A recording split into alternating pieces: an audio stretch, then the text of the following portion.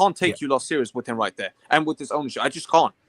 It's not me. It's not me trying to act like a funny guy. I'm just being real now. But yeah, it is what it is.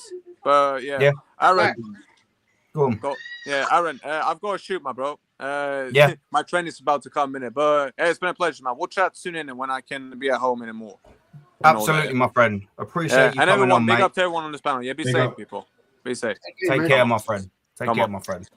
See, people, this is what we're saying. Real Madrid the mentality. The freaking standards, guys. This is the freaking standards, guys. The standards, and do you know what? We do not set them. I'm going to come to Lawrence quick. We're going to go to Robbo. We're going to go Macy. We're going to go Rashid. And then once everyone's got their first little saying, we'll just talk. And then we can just all say whatever the like we well want. Do you know what I mean? But I want to be fair, and people have been waiting, and I appreciate waiting for your time. Lawrence, how we doing, brother?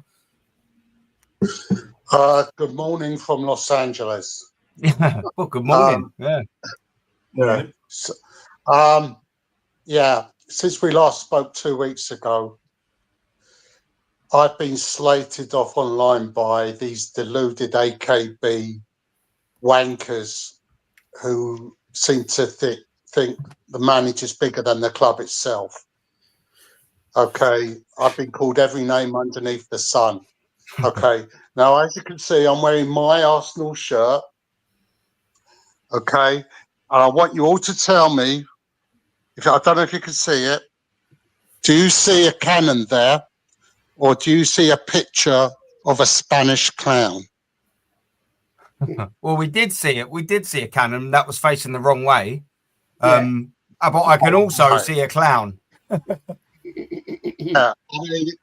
Do you see Arteta FC on the shirt, or do you see Arsenal written on the shirt? Yeah, it's what we do in here, isn't it? That's the team I followed for nearly 60 years. Okay, I don't know what Arteta FC is. I've never heard of Arteta FC. Yet we've got these wankers in our fan base who seem to think the manager's bigger than the club itself. Okay, nobody is bigger than this club. This club is going to be 140 years old next year. This institution. Right.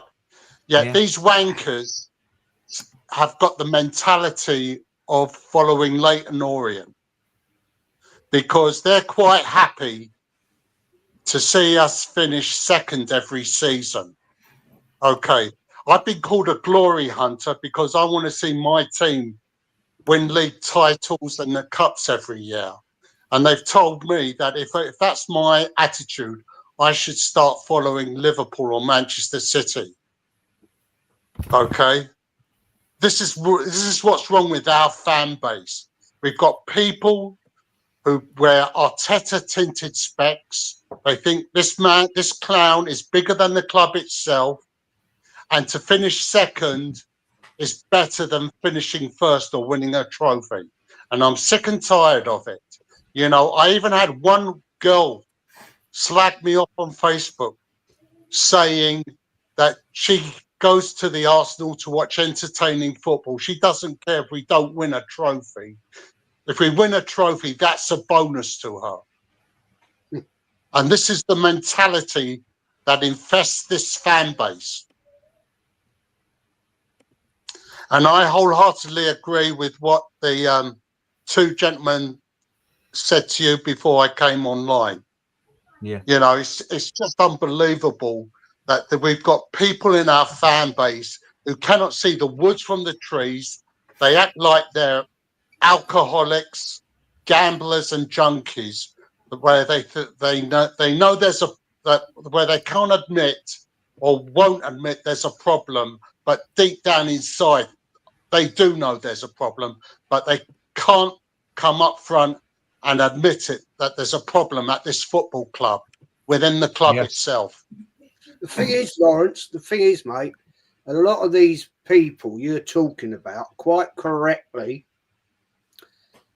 have never seen Arsenal win a major trophy. They've seen see the odd FA Cup, right, in the last years of Wenger. right? They've seen Arteta fluke an FA Cup. Yeah. That is, which wasn't his team. That team is all bar one player gone, right? Because he binned them all. They haven't seen Arsenal in real time. I'm talking real time. Yeah? Do two doubles under Wenger. They haven't seen us be invincible. They haven't seen Arsenal get to a Champions League final and got cheated, right? And they don't know. Yeah. They don't know, mate. They don't because they thought Arsenal were born 5 years ago. We were in 1886, not 2019. That's what a lot of these people do for Chez. Because let me say this. As I said, nobody's bigger than Arsenal Football Club. Not any of us in this chat. No. Nobody is. Because at the end of the day, when we all pop our clogs, Arsenal Football Club will still be around. Hopefully. And for these idiots who seem to think that, as you say, they think that we were founded in 2019. I mean, I call them AKBs because, you know, the AKBs have returned. I mean, it was Arsene knows best. Now it's Arteta knows best. These AKBs, they don't know what the fuck, excuse my French, they don't know what the fuck they're talking about. Some of the stuff they post online and the ones that I see on our other podcasts, I wonder what the fuck they're smoking. You know, it's just unbelievable the crap they come out with. I was up at Anfield in '89 when we won the league. That was the best moment in my life, to see us win the league up at Anfield in the manner that we did. And I've got these dickheads telling me that that I should go down the Seven Sisters Road and start following that shit down there because I'm not a real Arsenal fan. And I come back to them. I said, if anyone that should go down and start supporting that circus down there, it's people like them who have got no who had no knowledge of the history of Arsenal Football Club, and maybe they should start following Tottenham because, as we all know, Tottenham are used to not winning anything.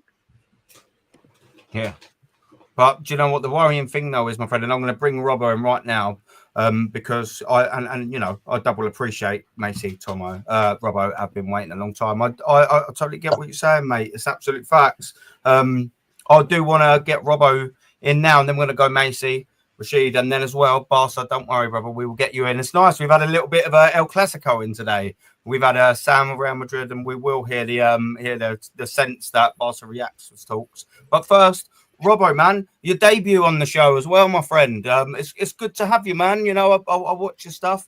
I've got quite a busy man, so I'm not always able to be there all the time, but I always watch bits on catch up. I like how you talk, and I'm sure everyone else will, my friend. How are you doing, and what's your thoughts on the mess, man? Big up, thank you for having me, and big up everyone, the chat, the panel, everyone. And I don't even know where to go because ultimately, when I like you said, like I do streams, I do everything. I sometimes see the comments, and everyone says I don't know what I'm talking about. Trophies doesn't matter. That was the best one I've heard so far. I've been told to go support Spurs, as pretty much everyone. I would assume so. And the best one has been that I've been called a fake fan by a guy on Twitter who has a shirtless Mikel Arteta as a profile picture. And I don't even know where everything this comes from, because this manager is more protected than president himself or itself. Depends, basically, where do you live, but he's the most protected one, and they think that there is nobody better. They have the song even made for him that he's the best looking Spaniard, he's the best one. Like, when you give the examples, no. Arteta is the only option for them. And it's kind of wild because the disrespect I've seen in the last few days when Thierry Henry called out Mikel Arteta for the injuries, player management, and everything, they're starting to say that Thierry Henry is jealous of Mikel Arteta, of his coaching career. To be honest, there's not so much to be jealous of, let's be real, but hey, it is what it is, I guess. You know what I mean? In that regard. But yeah, then there have been some extreme cases where they say he doesn't deserve the statue outside the Emirates. Then they slate Petit for calling this stuff out and everything. It's actually insane. And predominantly those people who say these things, I pretty much can guarantee and say they haven't seen ever play Petit, Henry, Sol Campbell. They have never seen them play whatsoever. They have, at best, maybe they have seen Thierry Henry on loan from MLS and scoring against Leeds in the Cup. At best, maybe. But besides that, it's actually insane to think that the standards are falling so low and so quickly. It's actually, it's sometimes I just wonder, like, is it even possible to recover from this to some extent? Because I don't see any way out from this unless basically everyone goes to some extent. We have like Ragnick said about United, they needed open heart surgery pretty much. That's pretty much what Arsenal needs. Because with Kroenkes, it doesn't look that way. With the board, oh my goodness. And of course the manager and everything. And now you have these talks about what's his face? Andrea Berta potentially something and maybe signing as a sporting director or whoever. And people don't even want him. I have comments said he wants to sign Lautaro Martinez. He doesn't know what he's doing. He won't do anything. And then on top of that, Jason Eitzel somehow has made the list, still in the Final Four. Arsenal apparently are very happy for what he has done for Arsenal internally. The big question is, what has he done? Because we don't see nothing. So something behind closed doors, and the less than said than better, I guess. But it's a mess. It's ultimately the utter mess when people say that we don't know what Kroenkes are putting as an achievements for Mikel Arteta. Maybe they say get Champions League and just challenge and you'll be fine. That's what I got told today in comments. Because I said, top 4 is not good enough. We need Premier League, we need trophies, we need Champions League, because that's one of the biggest arguments people can put against us predominantly when we argue with rival fans. Because we are the only club, well, Spurs don't count, but technically, right? But everyone has Champions League, at least one, pretty much. And we laugh at Nottingham Forest, but they have more Champions Leagues than us. It's actually insane. I think some Romanian teams have, and everyone across Europe apparently has Champions League, and Arsenal are the Serbian team has it. Yes, yeah. Was it Red Star? Red Star. Red Star. It's actually insane how the standards are dropping by day, basically, at this club, and nobody wants to do anything about it. They seem to accept it. Top 4 is like a trophy. That is basically like gospel to everyone. And as long as we are in top 4, well, good job. And as I said, I don't know if we can recover from this whatsoever. Rob, spitting absolute facts, and that's kind of our thought for your first sentence. You know what I mean? Your first sort of thing on here. That's exactly what I'd expected from you. Fact after facts after facts. It's hard for people like us, and I know all of this panel will agree, and I know all of this chat will as well. Like, it's hard to disagree with anything you said. Like, you will get idiots that will disagree with some, or probably top gooners, probably all of it, because they can't see, they can't articulate properly. They're just part of a gang, a group, and if they go against the narrative, they're not in it anymore. There's the cult of Arteta. So, if they're not in with that narrative, then, you know what I mean? They've just got to stick by it. And I don't want to always keep coming back to it. But me and Jez, we had a fella on last night. Oh, of course, Rashid was there as well, a fella. And we was trying to tell him, our narrative. Well, I was being quite accommodating. We were being quite accommodating to listen to what it was. And we were giving him fact after fact. I'd give him fact after fact. Jez was giving him literally facts from a government website for crying out loud. I was giving him websites off of PremierLeague.com about a regression, which I put up in my chat. And I might even bring it up in a second here at Get an Air, just to show how we've regressed in every single metric after 27 games in the last 2 years. People don't like thinking it because they think there's progression here. But there isn't. There's regression, absolute regression FC. And it's there. It's there to see. But when you shake someone's world, it might take them a little bit to accept it. But that's what we're going to do here. Robbo, you're doing it. Jez, Natster, Macy says it. Lawrence says it. Rashid says it. We've had everyone here that's saying it. Do you know what I mean? Barca even gets the, all of these other fans, they even get the gist of what this fan is. Everyone in the chat sort of half gets it. And there's a reason as well, just sort of based on that point before I bring Macy in. There's a reason why I have this shirt, the one that I'm wearing. Obviously, people would have noticed it. This typifies everything that this current Arsenal team are not. And I'll tell you for why. It's got champions patches from the 01-02 season on the left-hand side. Champions patches. This shirt's also the shirt that we went invincible in, which is also, sadly, the last time we won a league. And do you know who's on the back of it? Captain Patrick Vieira. That's who's on the back of the shirt. Have a little goosey. That's who's on the back of our shirt. Do we have a captain like that? No, because we've got a captain called Martin Odegaard. We are literally the polar opposite of everything this shirt represents, which is why I choose to wear it a lot of the time now, especially in my shows, because this is everything that we ain't. And it's very, very, very frustrating. And do you know what frustrates me even more than that statement before I bring Macy in? Is that we're not even anywhere near close to getting back to there. We're not even anywhere close. And just to follow up and jump up before I do bring Macy in, I'm sorry. I know you've been waiting very patiently. Is the worrying thing that he's probably going to be here for at least another 8 months. And that's at least. And that's a depressing thought for me, especially considering I've got to fork out a season ticket at the end of the season. And guess what? They asked for money for my next season's ticket 8 days after we lost the league at Everton last year. I'll bring that up. I'll put it on there so all of you can see in the Yo, I'm sorry to cut you off, but you said that he's confirmed to stay for next year, you think? Oh, he will. Oh, he signed a 15 million a season 3-year deal about 5 months ago, my friend. Trust me, he is going nowhere soon. And this is what annoys me as well, Barca. And I will bring you in a second. I'm sorry. Let Macy speak first, bro. Yeah. But I will bring him in. But yeah, he's going nowhere soon. Absolutely nowhere soon. And that is the problem that we have as Arsenal fans, is that we know. But we hear people saying, "Oh, do you know what? Yeah, no, he might walk. He won't walk." Who is going to walk with limited managerial skills? He doesn't win anything. There's no clubs after Mikel Arteta. Who's going to be paying him 15 million a season? And why would anyone walk away from that when they've got that for the next 3 years? It just is not happening, brother. Do you know what I mean? Macy, come on, man. You've been waiting patiently. I'm very sorry it took too long. There's legends on the panel. There's a few of us. It's unfortunately going to be waiting. Come on, man. Jump in. Have your say. You're a funny fucker. Go. Yeah. Have a go, mate. Yeah, it's good to be back on your show again, Aaron. Waited for this for quite a while, so yeah, let's get started. So I watched the game against PSV on Tuesday, and I was really impressed with the team. But there are 3 players that I will give praise to and say they played very well on Tuesday. And the 3 players that I will say that were the best of the best were Timber, Nwari, and Declan Rice.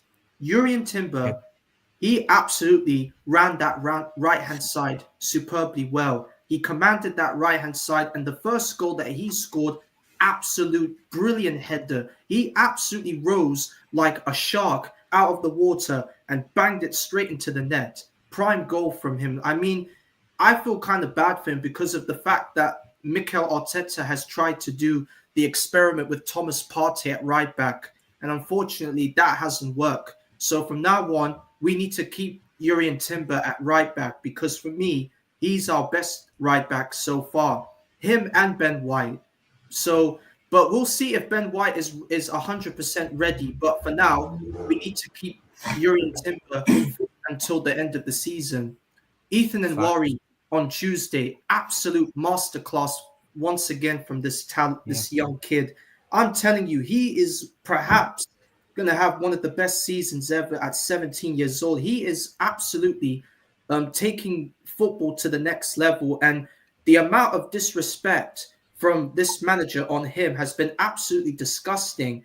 And I feel so bad for Ethan because he's been put into this predicament because Bukayo Saka is still unavailable if he's 100% ready. So from now on, we'll have to stick with Nwari. But I don't want Nwari to go through this kind of suffering that Saka went through.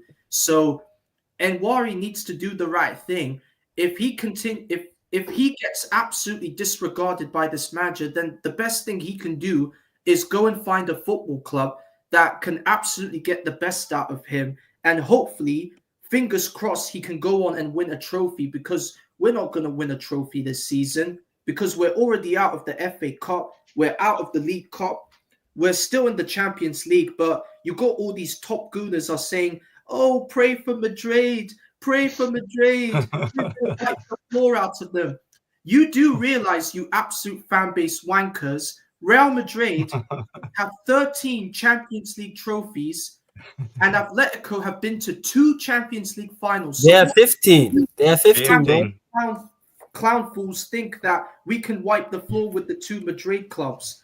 I have no confidence with one of those games, because even though we have the advantage against PSV Eindhoven, I think we can maybe get a 1-0 win over them in the second leg. But let's see. But we should talk about the Manchester United game on Sunday.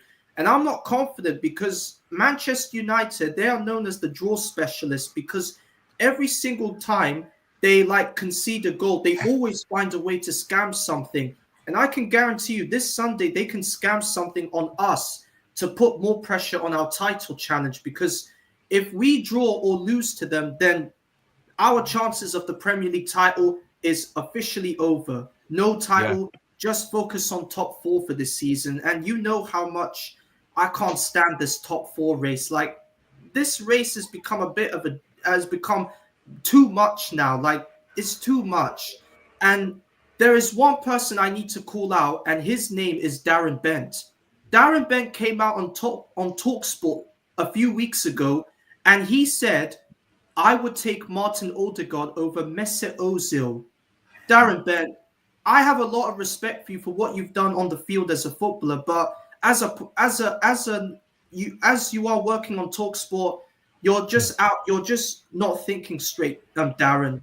You've made yourself look like an idiot when you say Martin Odegaard over Mesut Ozil. Ozil had more standards, at least, even though we don't rate Ozil, at least he shows a bit of heart and fight for this football club, something that this captain hasn't done, and people still want to come out and defend Odegaard like he's their Justin Bieber fanboy and all this. Martin Odegaard, for me, I don't care if he scored against PSV Eindhoven. And what does this mean? It would mean that, oh, what are you saying now? Martin Odegaard is back. He's back on the score sheet. Of course he is, because that's what he's been missing. And I don't care if he got a goal. It doesn't change the fact that this season he has been absolutely poor for us. Him, the Italian Sofia Carson, Calafiori, Mikel Merino, Edu's lost son that people like to call him, all 3 of them, I have 0 ratings for them, because none of them are the levels of this football club. We need more, because if we want to act as a football club, we need to go out in the summer, address the situation, and go and get some proper ballers for this football club. And if this manager has any cojones or any balls to accept the fact that he is not good enough to take this job, then he should just walk out of this football club and give it to someone with enough experience to take this football club to the next level, which is unlikely, because all these zesty fan base will say, oh, if Mikel Arteta goes, we should just fold the football club and all this stuff. So candlelit vigils outside the Emirates and all of that. You know what I mean? The death of Arsenal if Mikel Arteta goes, isn't it? They'll be singing Kumbaya with guitars and hippies. Well, them fans can fuck off with them. They've got no standards. They're losers. From you, my friend, because yet again you come out with more merch, and all the fan base zesty mutants are coming out saying, "Oh, thank you, Ian. Thank you for the merch." Ian Wright, you're not Ian Wright. You are an absolute waste man. I have respect for you as a footballer, but none for you as a pundit. So Ian Wright, jog on with this manager too, because you started all this when you said, it's a 5-phase project. Let's wait and see if this manager can get through all the phases all the way to phase 5 of the season. So Ian Wright, you can fuck off as well. Right, Ray Parlour, you can jog on as well. And Martin Keown, the worst of them all, you can jog on as well. All three of you pundits, hang your heads in shame and walk and fuck off with this manager. Yeah, boy. He goes. When he goes, oh, Macy. When he goes. And the thing is, and I'll pick up on the point of the last thing you sort of said. And it's upsetting because I liked all three. I loved all three as a player, Ray Parlour, Martin Keown, and of course Ray Parlour, the Romford Pele, you know. But they've succumbed to this, and it's money, and it changes people, unfortunately. It doesn't change everyone, but if it's allowed to, it changes them. And you know, like it's sort of easy to say, but I've never really been one of them because I factor in a lot more things that I value more than I do money, dignity, pride, self-worth, respect. And when they sell out over a couple of quid, especially the things that they've done in this shirt, sorry, you lose my respect. And exactly what Macy said, fuck you. Rashid, and not only them, Darren Bent as well, because he came out and said he would take Martin Odegaard over Mesut Ozil. So Darren Bent, you can fuck off as well. Yeah, you're an absolute joke of a TalkSport fraud. A double tip, isn't he? Yeah, a double tip.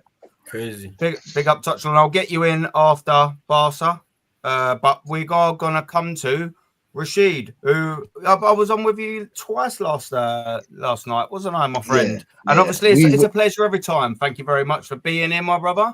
Go on, man. We're on the roll, Rashid, my bro. We're on a roll. Look, what I found out is that this fan base, they will do anything to be right. And yesterday was the prime example. If anybody watched the live, presented fact after facts after facts. You know how long it took us to actually talk about football? 1 hour and a half. I'm not just talking about him because I've met at least 15 or 20 of them in my life. You know what I'm saying? Yeah. Friends, co-workers. That's the majority of the fan base, you know. That's why they are so reactionary. If you ask them when against West Ham, they would have told you. If you ask them about Real Madrid, the time we faced West Ham, they'll be like, "Oh no, Real Madrid will smoke us. There, we have no chance against Real Madrid." But as soon as we beat PSV 7-1, everything changed. We had 3 negative results before that. Now, I'm not saying that it wasn't a good performance. I'm saying that you don't forget the 3 negative performances before that. That's all I'm saying. And I'm feeling like they're reactionary just for the reason to be right. I'm feeling like it's just because I want to be right about Mikel Arteta. Because they've put in too many years to back down now. It's too many years, too much work into this manager. Too much sucking off, you know, to this manager. It's been 5 years of them constantly sucking off this manager, finding finding every type of way they could protect this manager. I think Amarim's talk about how he wouldn't get time as much as Arteta would get. And I agree, but obviously I don't agree that Amarim should get more time than he's gonna get. But because that's a story, that's a conversation for another life. But I'm talking about Arteta. He's the most protected manager. These guys protected him for year after year after year. It's too late for them to back down now. But the good news is that all truths will be revealed. The time will come. This manager is coming to an end. You know, this is about maybe he's got maybe 1-2 years left. 2 years max. This manager's going to go downhill because people don't even know what's going to happen on when it comes to summertime. It'll be a different kind. It wouldn't be what they're thinking.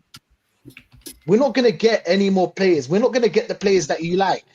We haven't got any player that we actually got excited over for the past 5 years. Let's say 3 since we've been in the Champions League. There is no player we've been like, oh, you know what? He's coming to the club. No. Nothing's gonna Yeah. change. Nothing's gonna change. But if we're talking about Real Madrid, Atletico Madrid, it's both. But both results would we would get disqualified in either. They'll smoke them both. Both of them will smoke us. But 100%. if it come, yeah, Real Madrid will just smoke us differently than Atletico Madrid. Listen, Madrid will Rashid, do you know probably- what?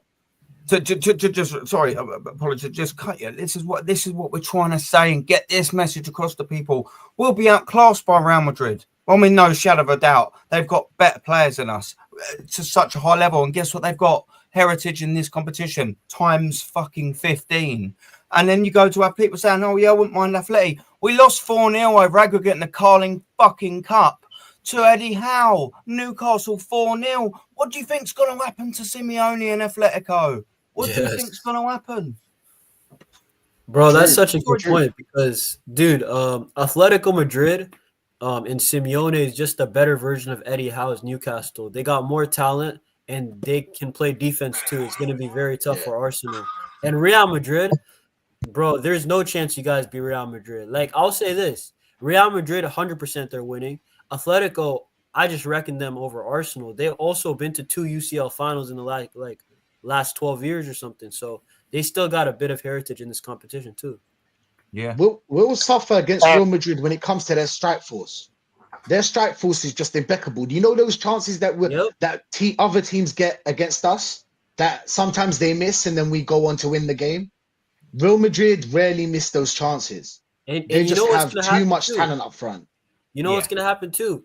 If you guys do get Real Madrid, because this happens every Real Madrid game. I watch almost every Real Madrid game. You guys might be playing good for 20 minutes. Bang, Vinicius is going to score. And then you guys will play good for another 10 minutes. Rodrigo, long shot. And then you guys are going to be demoralized. And then you guys will get out the competition. This is how it happens, bro. It's Real Madrid. Yeah, 100%. Aaron, if anyone thinks we're going to get past Real Madrid or Atletico Madrid in the next round, leave me your phone number because I know a bloke who wants to sell you Tower Bridge. Mate. Do you not watch TikTok? Did you see it? Watch the videos. Watch the videos how so much Arsenal fans out there are saying, "Bring on Real Madrid, bring on Real Madrid." I've got Pray my for captain Madrid. back. Pray for Madrid. Pray for Madrid. How did that work out when we done Pray for Bayern, by the way? How did that work out? Shit, And Bayern, that was by the worst buy-in ever. Yeah, thank you. Yeah, yeah, that's what I was gonna say. Yeah, absolute joke. How'd that work out for you? You know, these people, they just keep going back on and on, didn't they? It's fucking batshit, man. Absolute batshit. I've just got a private message before we continue. Robbo's got a bounce. Robbo, thank you very much for coming on, bruv. Double appreciate it for a start. And secondly, shout your channel up, man. Where can we listen to more facts that you're talking, my geezer? Big up everyone, big up. Thank you for having me first time. A bit of a stage fright as well. Mumbled a lot, I noticed myself. You were good, bruv. Talking the facts, mate. Don't be silly, mate. Nah, spot on. Felt like I was mumbling for too long. But yeah, Mr. Robo 19 TV. Tomorrow, it's Saturday, yeah. United preview, some other chats. Of course, all about Arsenal, all about everything, some controversies, every hot topics regarding Arsenal. Streams, videos, go there if you want to see some more of me, basically. So yeah, big up everyone, big up the panel, big up the chat. Had a nice time for the first time. Take care, and I'm going to maybe drop in if I have some more time a bit later on. Big up everyone. If we're still on, the link's still there. Jump on, Robbo. In and out, whatever you want to do. You know, ye old in and out. Come on, man, like the missus, in and out. Come on, what we doing there? Well, what I will do is touch on. I know you was in just slightly first, and I'm gonna go to Antonio only first, not to be a wanker, because I'm gonna come to the Man United thing after it, so it sinks a little bit better. So we'll come to you straight away. But Antonio, how you doing, brother? What we saying? First time you've been on the channel. Thank you very much. Yeah, first time, Aaron. Can you hear me? Can you all hear me? Yeah. I can hear you. Yeah. Yeah, I'm fantastic. I'm doing good, Aaron. Thank you for having me on your show. And I just want to say something. I'm honored and privileged to be amongst real fans on this panel. And we've got two OGs in here, in Jez. And I don't know who the other gentleman is who's been supporting for about 60 years. I just want to say, like, being amongst, especially them, is an honor and a privilege, you know. And I'm actually a moderator in Jez's chat. You know, Unique 79. That's me. You are indeed. So I just want to say it's a privilege to be amongst. Yeah, it's a privilege to be amongst a panel of like real men who are real fans. So I just want to say thank you for everyone for being just real fans and being genuine. Yeah, it's a privilege to have you on, mate. People like you, because you know I've been in the chat. I've seen all the comments that you put in. You know what I mean? You're supportive of all the channels. You talk a lot of sense. Please, the privilege and the pleasure is absolutely mine. And thank you for giving up your time and coming on. You've been there since day long. Yeah. With Lee, me, and I can honestly say to you, my friend, it's very, very much appreciated. Yeah. Mate, that's a day dot, please. The pleasure's on us, brother. Thank you very much, my man, for coming on. What you got to say about this mess, man? Because I know you talk some facts. Nah, what we got to say? I want to sort of steer it on to Manchester United as well, because that's what I want to bring in touchline next. What do you reckon about Manchester United? Because I'll go back in the avenue of how I started this show, because it pisses me off, my friend, that all I see now, because we've beat an absolute open PSV 7-1, all of a sudden we are the best attacking force that's ever been, ever will be, and ever was. And now everyone's saying we are going to batter Manchester United. We're going to go there. We're going to take them apart. But we haven't scored 3 goals at Old Trafford since 1970. What's your take on it, my friend? Yeah, madness. Well, my opinion is that, you know, these fans, they tend to over-exaggerate all the time. It is madness. And the thing that Old Trafford, in recent seasons, we've had quite good results. But knowing us, every time we go up there, no matter who we play against, it could be a good Man United side, it could be a shit Man United side, but somehow we always seem to cock up.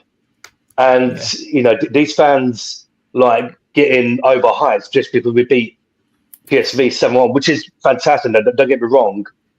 But the thing is, if this is going to be a different game, and to go to Old Trafford, it is difficult, you know. And I reckon at Old Trafford, apart from recent season, hasn't been all that great in all these years. So, you know, it wouldn't surprise me if we got up there and, you know, God forbid, we lose, or like we manage a draw, or manage a 1-0. So, you know, I don't think we're going to go up there and just like thrash them like we did at PSV. No, we're not. Yeah, no, absolutely not. Yeah, mate, to sort of echo what you said, it sort of it boggles me that this fan base, because we've seen it every time we've had a big result, and we haven't scored a lot of goals this season, but every single time we followed it up by absolute inept crap performances. And I've started seeing again, you know, like I said, I started it, we're going to smash Manchester United, even though we never have at Old Trafford. Then we're going to, you know, score all these goals, even though we don't have a striker, but we don't need one, even though we fucking have for the last 3-4 years since we sold Aubameyang. It's jarring. And do you know what? Sometimes, like, I don't know. Sometimes it depends what side of the bed I wake up on. Sometimes I think, do you know what? Fuck all these bastards. I can't be bothered to talk to them. And then the other side, I think, do you know what? Now I'm going to work double hard and prove. And that's what I woke up on the right side of the bed the last couple of days. And that's why I've done this and put that together. Earlier, you might not have been here at the start of the show, but I scrolled down just so people can see it. Antonio, because I don't believe people do. I think they think that when we say these things that we're talking out of our absolute backside. So I showed everyone in every single competition, and I scrolled down from current day all the way down to the last time we scored 3. Where do people get this nonsense that we're going to go to batter Manchester United when the last time we battered them was 3-0 in 1970, 55 years ago? I don't really understand it. Would I take a win? Of course I would. I'd take a horrendous, crappy 1-0 win 30 times every single season. Every single season I would. But, you know, like you said, mate, we don't really usually do too great at Manchester United. It's always a bit of a battle. And the worrying thing is as well is there's also a very realistic universe in which we go there apparently with all this fucking chest, and guess what happens? We get rolled over 2-1 or something like that.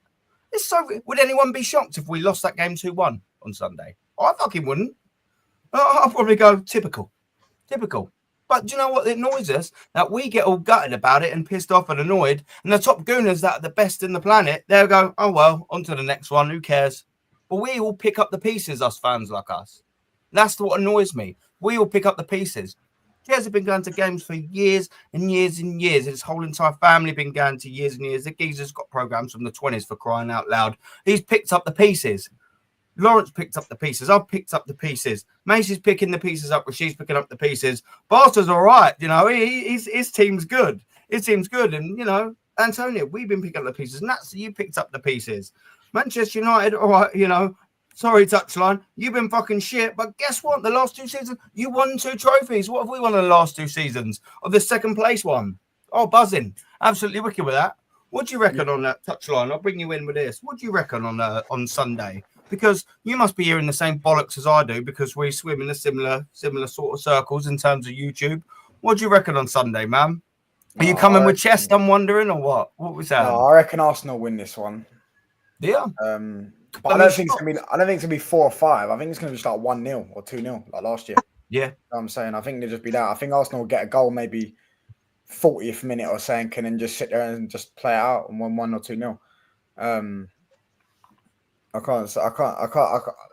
mean, when we beat you in the FA Cup, I mean, that was brilliant. But like I had a bit more confidence that day. I don't have confidence at the minute. At home, we're just terrible. I think we've lost, apart from Ipswich, I think we've lost 6 home games in the league. I could be wrong. I've been told about Southampton because we lost to Palace. Actually, no, I don't know. But maybe it was like one. We won 1 in like 4 or something. I don't know. Maybe I'm wrong. But yeah, I'm not confident at home, man. But Arsenal, listen, they beat PSV, but them PSV defenders were drunk. They were drunk, mate. The defending for that goal was unreal. It was poor, sorry. Yeah. And yeah, but I'd go 1 or 2 now. I'd be confident if I was an Arsenal fan. I can't lie. I'm not confident if I'm a United fan. The thing is, bruv, I totally get that from a Manchester United perspective, yeah. Because you're as well having a bad season. I totally get it as well. But from an Arsenal fan, neither of us must be confident. Like, you know, it's one of them. But we can't score goals. We can't score goals either. Yeah, listen, that's what I'm saying. Don't be fooled by the 7-1. Like that. What did we follow that up with? Leicester, Mikel Merino, apparently the best striker in the world after he got a little brace after 80-odd minutes and that. What did we follow that up with? The West Ham performance. But there's a chance you will score a goal. Like how many times this season have Arsenal not scored in a game? I think maybe the only nil I can recall instantaneously, especially at home, I know we're playing away, is the Everton one, and that was an West Ham as well. They're probably Everton, of course, West Ham. Yeah, I literally just said it, crying out loud. Yeah, so there has been a couple. I think we've been worse at home, if anything. But Inter Milan, yeah, that was another nil. Yeah, in Europe, yeah. There probably are sort of, on the spots. But the point I'm sort of alluding to is, Newcastle. Where did we stop? But we've not scored. Yeah. Jesus, that's it. Yeah, we've not. Yeah, Newcastle. To be fair, you're all right. We've not scored though. I think I want to say it's 19 out of how many games we played? 26 or 27? 27. I think it's 19 or 20 out of the first halves of every single of 27 games or something like that. We haven't scored in. So we've not scored in 20 first halves of football this season. But touchline, do you know what worries me though? Yeah, and I will say this, and I'll say this time and time again. If you want to change your season around, if Amorim wants to change his managerial career at Manchester United around, Arsenal on Sunday is the fucking perfect game.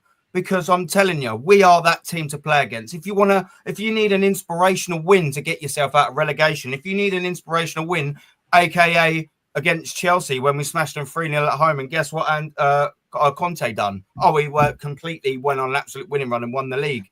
If you want an inspirational title win or a season changer, play Arsenal. And I tell you what, there's a great chance that you might change your season. And that's what worries me about the Sunday game. I expect to go there and win because I know somewhere ingrained in the whole entire thing, Arsenal are a better team than Manchester United. But we've been horrific at Manchester United for decade upon decade upon decade. And that history obviously must make something. There must be something in their eyes, in their heads, whatever. I don't think it is for this season. I don't think for this game, bro. Look who we've got on our bench, man. We're going to play Cheeto probably up top. Yeah. I mean, that might be written in the stars if he scores.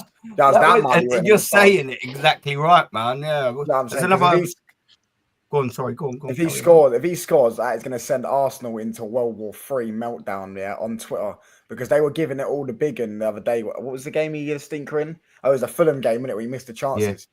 Yeah, and they were all sitting there.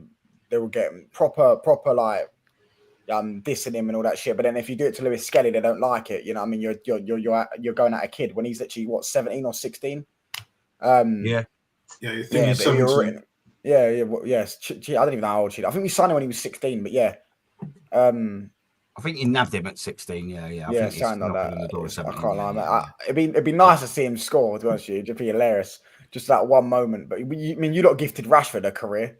So, yeah, I mean, you might be able to give Chuba a career. Yeah, he come on and scored a brace, didn't he, that day? What was that, 20? Was it 17 there? 16, knocking on there. It was 2016. He scored 2. 16, was it? Yeah, he scored 2. He scored 2. That was Big Daddy Veins gave him a career. Yeah. You should be thanking him every single fucking day of his life. I got a question though since you guys are Arsenal fans, is there any pressure on Arteta in the Prem? Because I think the Prem's over. I don't really. I agree. I agree. Like there's no pressure. I said earlier at the start of the stream, right, that we would win, but I don't think it'll be like 4 or 5, or definitely not 6 or 7. But I said 3-1, and the only reason why I said 3-1 is because how poor Man United have been. Yes, historically, we've not done well at Old Trafford. I know that. But this Man United team, I have to be real, it's the worst I've ever fucking seen. It's diabolical. We say that every year. This is the worst Manchester United team we've ever seen. We'll smash them at Old Trafford. But at least Ten Hag could keep the score down. Yeah, but at least Ten Hag could keep the score down. With this Amorim guy and with the team that they've got and all of that, you know, I don't see it. Now, could I be wrong with the scoreline 100%? I still think we'll win. Touchline thinks we'll win. But look, it is what it is. But to answer your question, Barca, the season is done. And the reason why I said 3-1 ultimately is because we have no pressure. And when Arsenal have no pressure, we deliver. We perform. We're on top. Whatever the fuck that means. Do you know what I'm saying? So it's like, the way I see it, is pretty much as simple as that. Now, who's going to score for Man United? I don't know. It might be that 16-year-old or 17-year-old, however the fuck old he is. And maybe Ethan will score one. Maybe Calafiore might get one because he got one at the Etihad at the start of the season that we should have won. So it won't be the best game of football to watch, far from it. But at least we'll get a few goals here and there. But we'll just have to see, man. But that's how I see it. Now, big up just quickly before we carry on. Firstly, never a foul. Big up, Cass. I don't know if you're still watching or not, but big up. I will be doing a regular panel with Cass and a few other people very, very, very soon on Never a Foul. If you haven't already, go over there, give them a bit of love, like and subscribe and all that. But our godfather Jez has to bounce. Listen, man, you give me your time yesterday, and I'm always double, treble, quadruple grateful that you give me your time, Jez, man.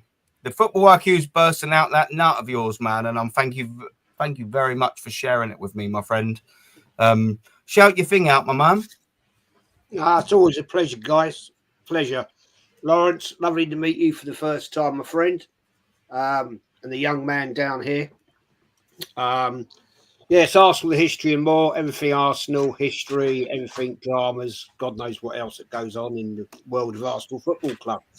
And it's always good to come on here and have a chat and meet new people, say our stuff. To be honest, it was an interesting evening last night on this channel. Yeah. And on another channel. So it was. I have to be honest, it was different. But big up to all of you. Rashid, legend, Normski as well. Speak to you all soon. And I'll catch you, all you lovely people, later. And I'm just going to say, before I go, that game on Sunday, mate, that is not going to be an easy game. Score prediction, Jez. Before you bounce, my brother, what do you reckon? Before you say your piece and the score prediction. That's what I want from you, Jez. I wouldn't be at all surprised if Arsenal went up there and got a 1-1. Yeah. I'm with you 100%. Good choice. The only way I can see us scoring is if Bruno scores. Yeah, look, he's a match winner. Let's not gas this up, right? We won 7-1 against a very, very, very poor PSV. Yeah. Am I happy about it? Of course I'm happy about it. But look, I've been around this block way too long. Lawrence has been there, seen it and done it. Right? We've seen what happens. Yep. Now, you know, I've been to Old Trafford so many times in my life when Arsenal have been at peak, right? And we've lost. Right? So I'm not expecting a great thing out of it. I'm not going to sit here and listen to all bullshit. Oh, we're going to win 4-1, 4-0, 3-0. Yeah. Come on. The facts are out there, guys. Yeah. The facts are there. Right? Yeah. Last time we've in the last 55 years on neutral ground, we won at Wembley 3-2, as Aaron quite rightly put up there. 1970 was the last time we won 3 goals at Old Trafford. That is not good. So it's not good. Come on, let's be realistic about it. Yeah, we're all proper, reasonable fans here. It's proper fans that actually don't fall for bullshit. So yeah, I'm gonna go 1-1. Or I've seen this happen before, guys. I've seen this happen, right? Man United in a poor situation, right? 1974, they were getting relegated, right? They were getting relegated. And what happened? Arsenal lost at Old Trafford. There you go. So anyway, guys, have a great evening. Have a great weekend. And I'll see you all on Sunday somewhere. So take care. Yeah. Oh, sorry, just quickly, Jez.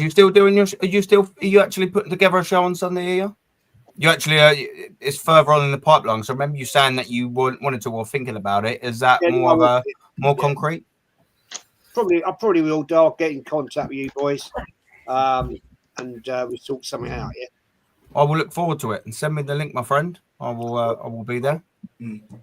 I'll drag you on screaming and kicking. Don't worry about that. Oi, listen, you'll drag me on with a smile on my face. You know what I mean? Screaming and kicking, anger at Arteta and the rest of the spastics that are in the Arsenal foundations of nonsense, let's just say. But Jez, I won't take up any more of your time. Thank you very much. Jez can be found at Arsenal, The History, and more people. If you haven't subbed and liked to his channel already, what's going on, man? Jump over there, like now. Even if you leave this show, jump over there and give him a watch and a like and a sub. What we're doing here. Godbounce as well. Big up, mate. Touchline. Thank you very much. Jez, absolute superstar. Godfather. Big up, mate. 500 subs, bloody quick. Yeah, man. Yeah, that's it. For people that are in here as well, that's a great point, Jez. For people that are still in here, for people that are going to come, that have already been, that are going to watch it and catch up, get us to 500. That's the next goal. We've already got up to the first goal with 250, and I respect every single one of the subscribers. Let's get a couple more in there, man. Let's get to 500. What are we doing here? But yeah, big up, Jez. Absolute fucking superstar. Godfather. Touchline. You need to bounce as well, my man. Yeah. Shout your thing up. Thank you very much for coming on, man. Manchester United fan. It's always great to have a perspective. I'm double glad that you come on. You're young, but you know your history, and that's why I like it when you come on here, man. That's what I respect about it. Shout your thing out, brother. Big up to the panel, man. Big up to Aaron and that. You know what I'm saying? Big up to all you lot. Touchline Facts on YouTube, man. Check me out for Man United content, really. You know what I'm saying? Match reactions and all that stuff, and watch-alongs and stuff like that. I'm trying to do some more live shows. Spamming the chat when it's touched. Stay on, but listen, I'm humble, mate. You know what I'm saying? Yeah. Yeah, I mean, but yeah, big up to everyone, man. Catch me live tomorrow. I'm going live with Rashid. Nice. For United preview. I don't know, on his channel or my channel, whatever. I don't know. So make sure you check that out. But yeah, big up, man. Buzzing, yeah. People, make sure. Touchline Facts. Make sure you go there. He speaks facts. I've been on the channel. He's been on mine. I've been on with other streams of him. He does his thing. If you're a Manchester United fan, we just like a bit of football talk. Or for some reason you're an Arsenal fan and you love Manchester United, fuck you for a start. And 2, subscribe to this young man. Give him some love. He's a good lad. But yeah, big up, man. All the best. You're always welcome on here. Always welcome. He's a good lad. He's a good lad. Yeah. People, this is what we are saying, yeah? So we've stepped off. I don't want to step away from the Manchester United game. Now, let's just regurgitate a little bit. Anyone needs to bounce, obviously, just put it in the private chat. Let me know. I won't go for too much longer, but we will carry on and continue because I want to talk about the Champions League because it's bloody relevant. Because let's face it, we are through. And I know I'll regurgitate and I've touched on it a little bit already. But it's because Sam was on and he needed to bounce. So I want to properly get back into it with the Arsenal boys now and Barca as well. Do you know what I mean? Yeah, I love a bit of Barca. Do you know what I mean? That's it. We want to get into the Champions League. Arsenal are going to face someone in Madrid or whatever. First off, whoever wants to talk first. It's a free-for-all now. Whoever wants to say first, who do you think we are going to get? The stage is whoever speaks first. All right. I'll go first because I do watch a lot of Atletico and Real Madrid. And I'll be real, I would take both of them, I already said, over you guys. But I promise you guys, you do not want Real Madrid. I know you guys, I think right when I came, I was backstage, and I heard some people say Atletico is a worse matchup. Trust me, Real Madrid, you might be playing good, but this is what they do. Look at the UCL final, man, against Liverpool. They played horrible. Their Courtois played amazing, and they just got a goal. So I think Real Madrid is who you want to stay away from. I think obviously you'll get through against PSV. I think Atletico, I'm not saying you guys would beat them. I'll still take Atleti. But Atletico sometimes in the big moments, sometimes they don't play good sometimes. You know, it's just against Arsenal, though, I just reckon they have the quality with Griezmann, Sorloth, Julian Alvarez. He's in form, by the way. That guy is absolutely scoring goals. So I don't know, but I want to say real quickly because I seen a comment in your chat that was like, you know, like forget the league. Let's go all out for the UCL. And I'm just saying that, like, this is the problem with Arteta. When you don't win domestic cups year in, year out, right? Now, the only competitions left are the UCL and the Premier League. And when you don't win, and those ones are, by the way, they're the hardest to win. So, like, you guys are not winning the Prem, in my opinion. I don't think you guys are winning the UCL. So then now it's Arteta. I don't know how. This is why I was surprised, and I asked you before. How is Arteta's job safe? And you guys said he just signed a contract, and I was confused. I didn't even know that. You know, I was like, £15 million a year, brother. £15 million a year, second highest in world football. Period for winning one FA Cup with Unai Emery and Wenger's team. Basically, no, that's what I'm saying. Like that doesn't make sense to me. Because that means Arsenal are comfortable without winning, and that's not good. That's like actually the worst position to be in. You know what I'm saying? Yeah. Yeah, it's literally top four, and that's it. Nah, that's top not four good. boss. Let's be real. That's all the Cronkies want. It's get Champions League football, and you can stay. Same with Wenger. Nothing's changed. Nah, that's okay. But going back to the Champions League, so you said I think Real Madrid. I think you'll get Real Madrid because I think Real Madrid will beat Atletico Madrid. Yeah. And I actually agree as well with a comment that Rashid actually put in the channel as well. And he sort of said, we've got a better chance against Madrid. And that's not saying we've got a great chance in general against Madrid. That I think the point that you were getting at, my friend, so don't get misconstrued, is that I don't think we've got no chance because we will get absolutely schooled. And I think this is the point. And I'll let you land it yourself. We'll get schooled by Simeone, 100%. If we can get schooled 4-0 in a Carabao Cup by fucking Eddie Howe, what do you think is going to happen when Simeone in the Champions League that we've never won is going to do? Yeah, land that point, Rashid, brother. It's I'm mute, bruv. Yeah, my point was that our kryptonite is a low block and a mid block. So against the team like Atletico Madrid, and you know that they have a better striking force than a lot of the teams that have either drew with us or we lost to, because we usually draw or lose to a mid block, low block. We're rarely losing against teams that play a high line. We probably get the odd draw here and there, but like overall, we struggle against the mid block and the low block. And you know, Atletico Madrid have better kind of like class of players. They got Griezmann and they, do you know what I'm saying? They got Depol and they got players out there, Carrasco and a lot of players out there that can actually score those chances that they'll get. Yes, they'll get maybe 3 shots on target, but 2 of them are goals. Do you know what I'm saying? and we'll pass the ball side to side, cross the ball again, cross the ball again, cross the ball again, and then until they'll play us off the park for like 90 minutes until the 90 minutes are up. You know, you're making a good point. Because let me say this real quick. Because let's just say you guys get Atletico, right? At the Emirates, right? At the Emirates, Simeone, I think the first leg would be at the Emirates. Simeone would just go for a 0-0 or a 1-1. And by the way, he might even get a 1-0 Atletico because they've scored, I think, 13 matches, last-minute goals. So he's doing these smash and grabs this season like it's back to prime Simeone, this season specifically. So I could see a 1-0 Atletico, and then they'll get the job done at home. So either way, it's rough. That's the thing. But trust me, bro, if you guys get Real Madrid, though, I'm the biggest Arsenal fan in the world, bro. I want Real Madrid out. That's why I like you. I knew I liked you, man. I knew I liked you. I just don't see it happening either. I don't see it happening, but yeah, you know what I'm saying. But just quickly, before the next person shouts, sorry, just quickly, big up Gunnar Russ as well. I'm sure I met you at Dan Potts' live thing. But either way, big up, like and sub. And don't forget as well, like and sub to the stream. And as well, I will make it in the description. I will get the lads' links in there. Don't forget to sub to the boys as well. Sorry to cut everyone. Just wanted to say hello to Russ. Sorry. Big up. The floor. Big up. Gunnar Russ actually made a big he actually made a point about the owners being the problem as well. I just wanted to add that low block and mid block is what talking about football. I'm not talking about outside the football. The football part, we struggle against the low block and the mid block. Now going to Real Madrid, I just feel like, and I'll land my point here. Real Madrid, our team, yes, they may. You never know with them. They may play a low block, but I'm feeling like Real Madrid will attack us because we'll be parking the bus 90 minutes against them. I know how Arteta functions. I've seen Arteta against big clubs and I've seen how he functions. Do you know what I'm saying?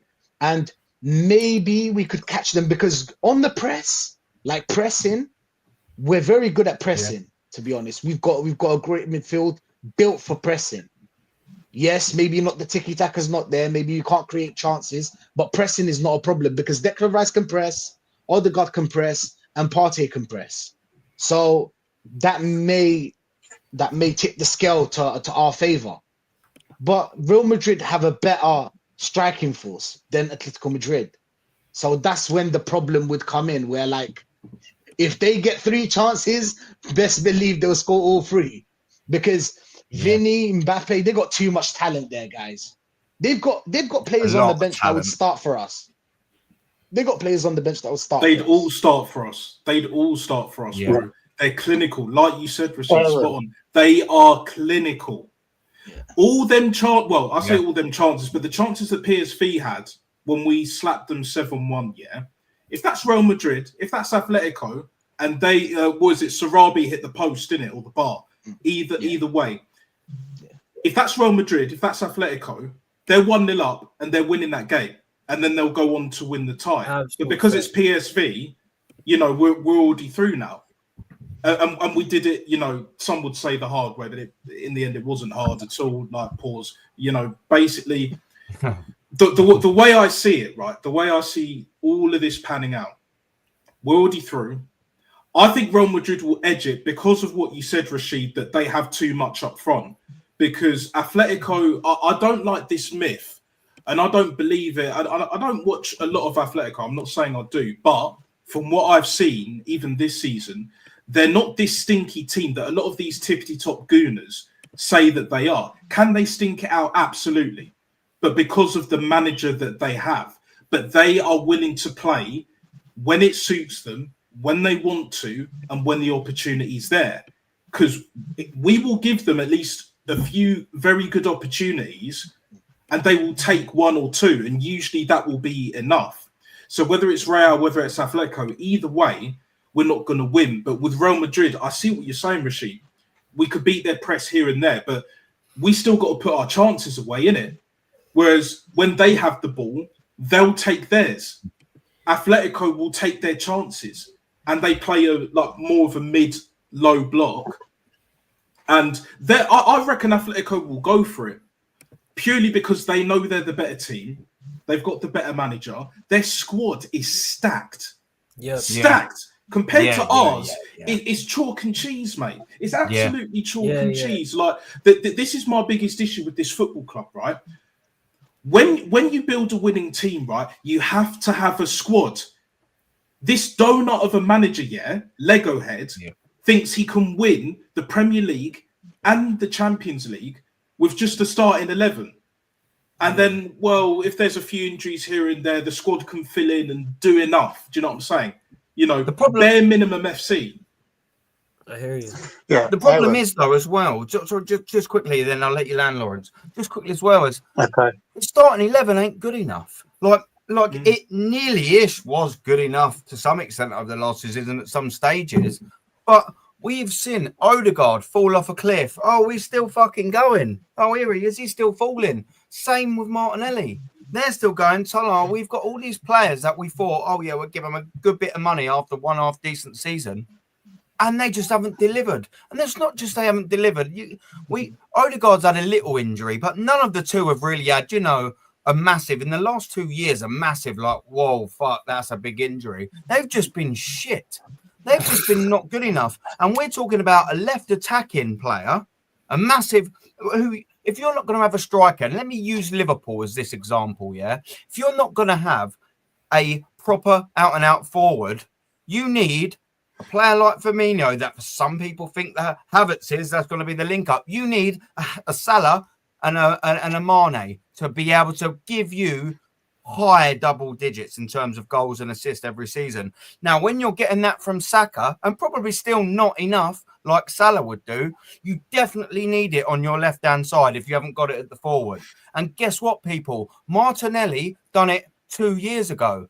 He hasn't done anywhere near. So if you ain't got a striker, now all of a sudden you've got Kai Havertz up front who ain't a fucking striker. Now you've got a left attacking winger who absolutely ain't doing it, ain't winning you games, ain't being clutch, ain't scoring goals, ain't really assisting. He'll get you a couple, but none that are getting you more points over the case for 38 game season.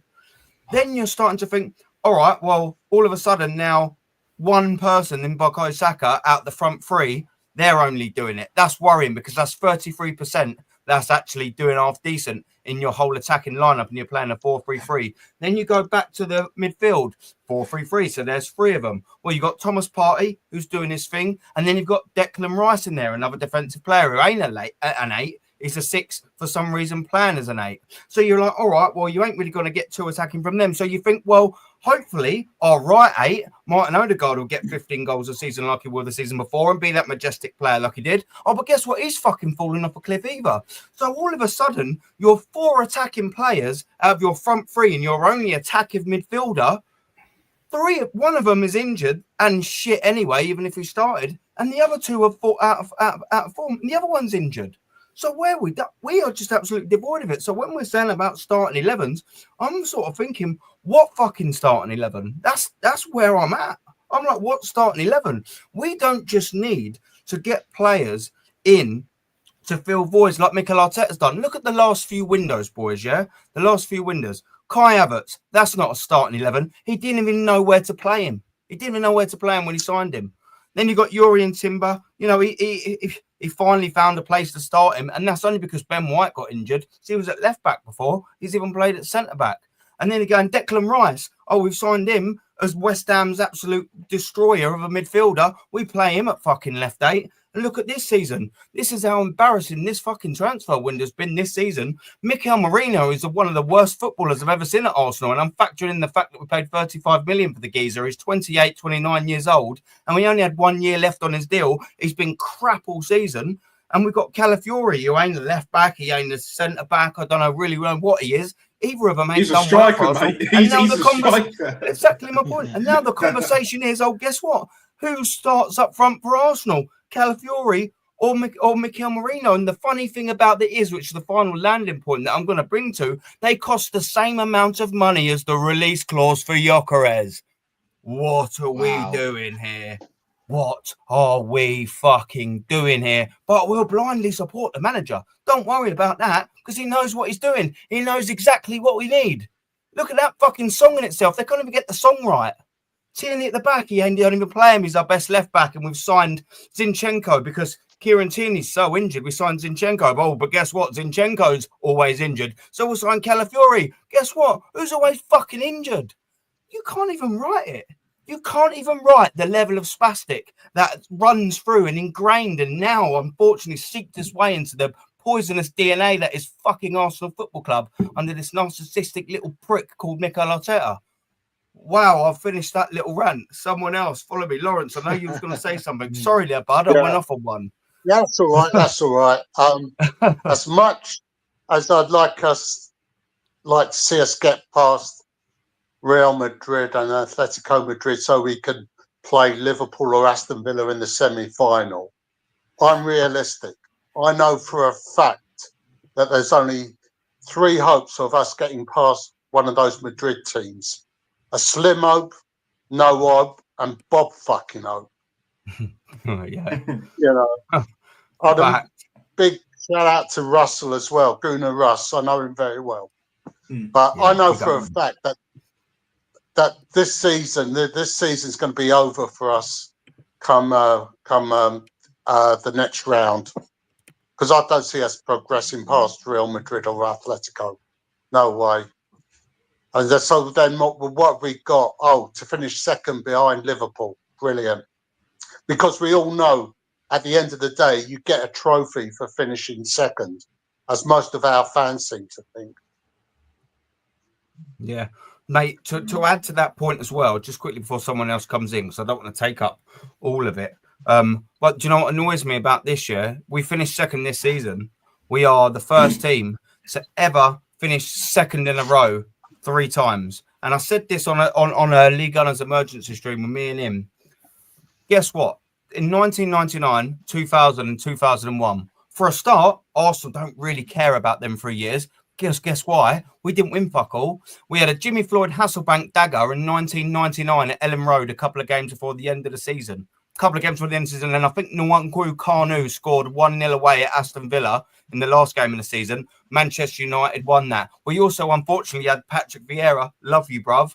But what was you doing giving the ball away to Giggs? And he just destroyed, please take him out. And then we just see his hairy chest running around in 1999. We don't remember 99 fondly, or 2000, or 2001. But guess what? Them 2 years are, because we'd probably finish second this year. Maybe. It wouldn't surprise me if we didn't. But what I'm going to say is, we're going to finish second for 3 years in a row between the 5th place and who knows next season. Guess what we done the last time that we finished second 3 times in a row? We won the fucking double each time. We sandwiched them 2nd places, them 3 2nd places in between a double. 1998, Mark Overmars at Old Trafford. Here we go. And then Mark Overmars and Nicola Anelka, Newcastle 2-0, Wembley, Bosch, have that. There's your double, Mr. Wenger, in his first full season. And then again in 2002. What have we got to say about that this year when we finish second or whoever gives a fuck? There's no success. There's no success in between this. But, 2nd place. And I'll say this again, yeah, because it's worth saying this all the time. I was stunned to my little bastard of a core in last year. I think it was the 20th of May that we played Everton. And we all knew that Manchester City were always going to beat West Ham and win the league. That's fine. But it's still a mathematical chance. And the last day, who knows? We've seen stranger things. We've seen Lasagna Gate at Spurs. You know what I mean? And at Wigan, when we played Wigan on the final day of Highbury. We've seen strange things happen in the last day of the season. But when that whistle went, and I knew for an absolute fact that Arsenal will not be Premier League champions last year because Manchester United won, guess what I done? I sat like that because I'd realised that we'd absolutely 150% lost that game. Guess what everyone else pretty much in the Emirates were doing? Jumping around, going absolutely mad. What are we doing here? 2nd place. It's a trophy then. I looked around and I'll stop being pissed off the fact that we hadn't won the league that year. Do you know why I stopped thinking about how we didn't win the league that year? Because I was disgusted at the vast majority of the fans in the Emirates Stadium, looking at them thinking, what are you all celebrating for, you fucking losers? What are you all celebrating for? And this is the problem that we've got. too many fucking losers in this fan base, boys. It was the same when Wenger had his last game at the Emirates against Burnley when we beat them 5-0, and we had that fucking pantomime at the end of Mercy Arson, and the club leaving t-shirts with Mercy Arson on every seat. Same fucking thing. Yeah, I also want to say, because I think even in the last, since 2016, that Arsenal's fan base, the standards have dropped even since then. And you guys weren't even winning too much then, because you guys remember like prime AFTV. People were mad if you were Wenger in. They were legit that, bro, if you were Wenger in, bro, you'd get cooked legit by many people. And if now it's not the case, if you're Arteta in, you're a top gooner. Like, I don't know what's happening to Arsenal. I already said I think it's a problem because if you're comfortable, like if your club especially is comfortable with not winning, that's not okay. And what I will say, you made a very good point when you were talking about the squad, Calafiori, Mikel Merino. Yeah, dude, I don't know how you guys spent this much money and the squad is not that good. Even forget the bench. Like the brother above me was talking about Atletico's bench, right? Bro, forget about Arsenal's bench. Arsenal's starters, bro, there's still like 4 players you could easily improve on. You know what I'm saying? Easily. Easily, right? Aaron. Aaron, you haven't mentioned Raheem Sterling about what he's brought to the team. I haven't mentioned him because every time I mention him, I want to just machine gun everything. Yeah, I want to break stuff. £50,000 a week, and that's being subsidized, but even then that's way too much. I wouldn't even pay him £15,000 a week, bro, at this point. Like the guy, it's a joke, but again, it just sums up the whole football club. You made a great point, Aaron, about end of last season, innit, against Everton. What did Lego Head say at the end? Because you were there, innit? He said, don't settle for second place. What do these fucking losers do? They settle for second place like bumper holes, bruv. Best believe that. No standards FC. But again, the cult of Arteta Matrix, whatever you want to call it, these fuckers never, ever, ever, forever, ever learn. Period. Period. Because like I've got to drop that little remix every now and then. But again, it's all about the fantasy. Like Disney FC fuckers, yeah? Like a lot of these weak-minded fools, right, still to this day seem to believe that this manager has like essence of Wenger, but like new school kind of tactics and with the XG, and don't even get me started on the ribs, bibs and dibs and pibs and that. Do you know what I'm saying? Them load of bollocks. But like, he ain't it. It's as simple as that. He'll never be the guy. And because they see him as a younger Daddy Wenger, their Lord and Saviour, really and truly. And then obviously you got the other lot that were Wenger out that felt a bit bad. I don't know why, but you know, like it is what it is. But ultimately, to finish on this, right? We will not succeed at this football club until the standards are elite. Like Real Madrid level, Barca, more so back in the day, respectfully, because I know you guys have won, Champions League trebles and all of that. But the way I see it, right, we know that these fans, too many of them are way too far gone, innit? They're way too far gone. You can't tell them shit. You can't show them shit. All the facts, all the real statistics, they'll just turn the other way. I've been putting in here for days, and mate, do you know what? Like, there's all the stats of what I pulled on my show. There was a few graphs, like I said. Go and watch that if you haven't already. Go and watch my Everything's Wrong with Arsenal show yesterday. I pull them absolutely apart with all the facts that I brought up there. Absolutely ripped them I've ripped the skin off their fucking bones. And do you know what? Here's another reason. Like, you've got Arteta, and you trust him, who signs Kai Havertz, and you're supposed to trust him. We've signed 32 players, under this manager, and I can only count 5 or a generous 6, which is horrific math when you consider we probably need about 10 players in the summer, but we'll probably maybe maximum sign 6. So based on the math over the last 5 years, only one of them 6 players are going to actually be any good. And this manager, don't forget, is the manager that signed this bloke.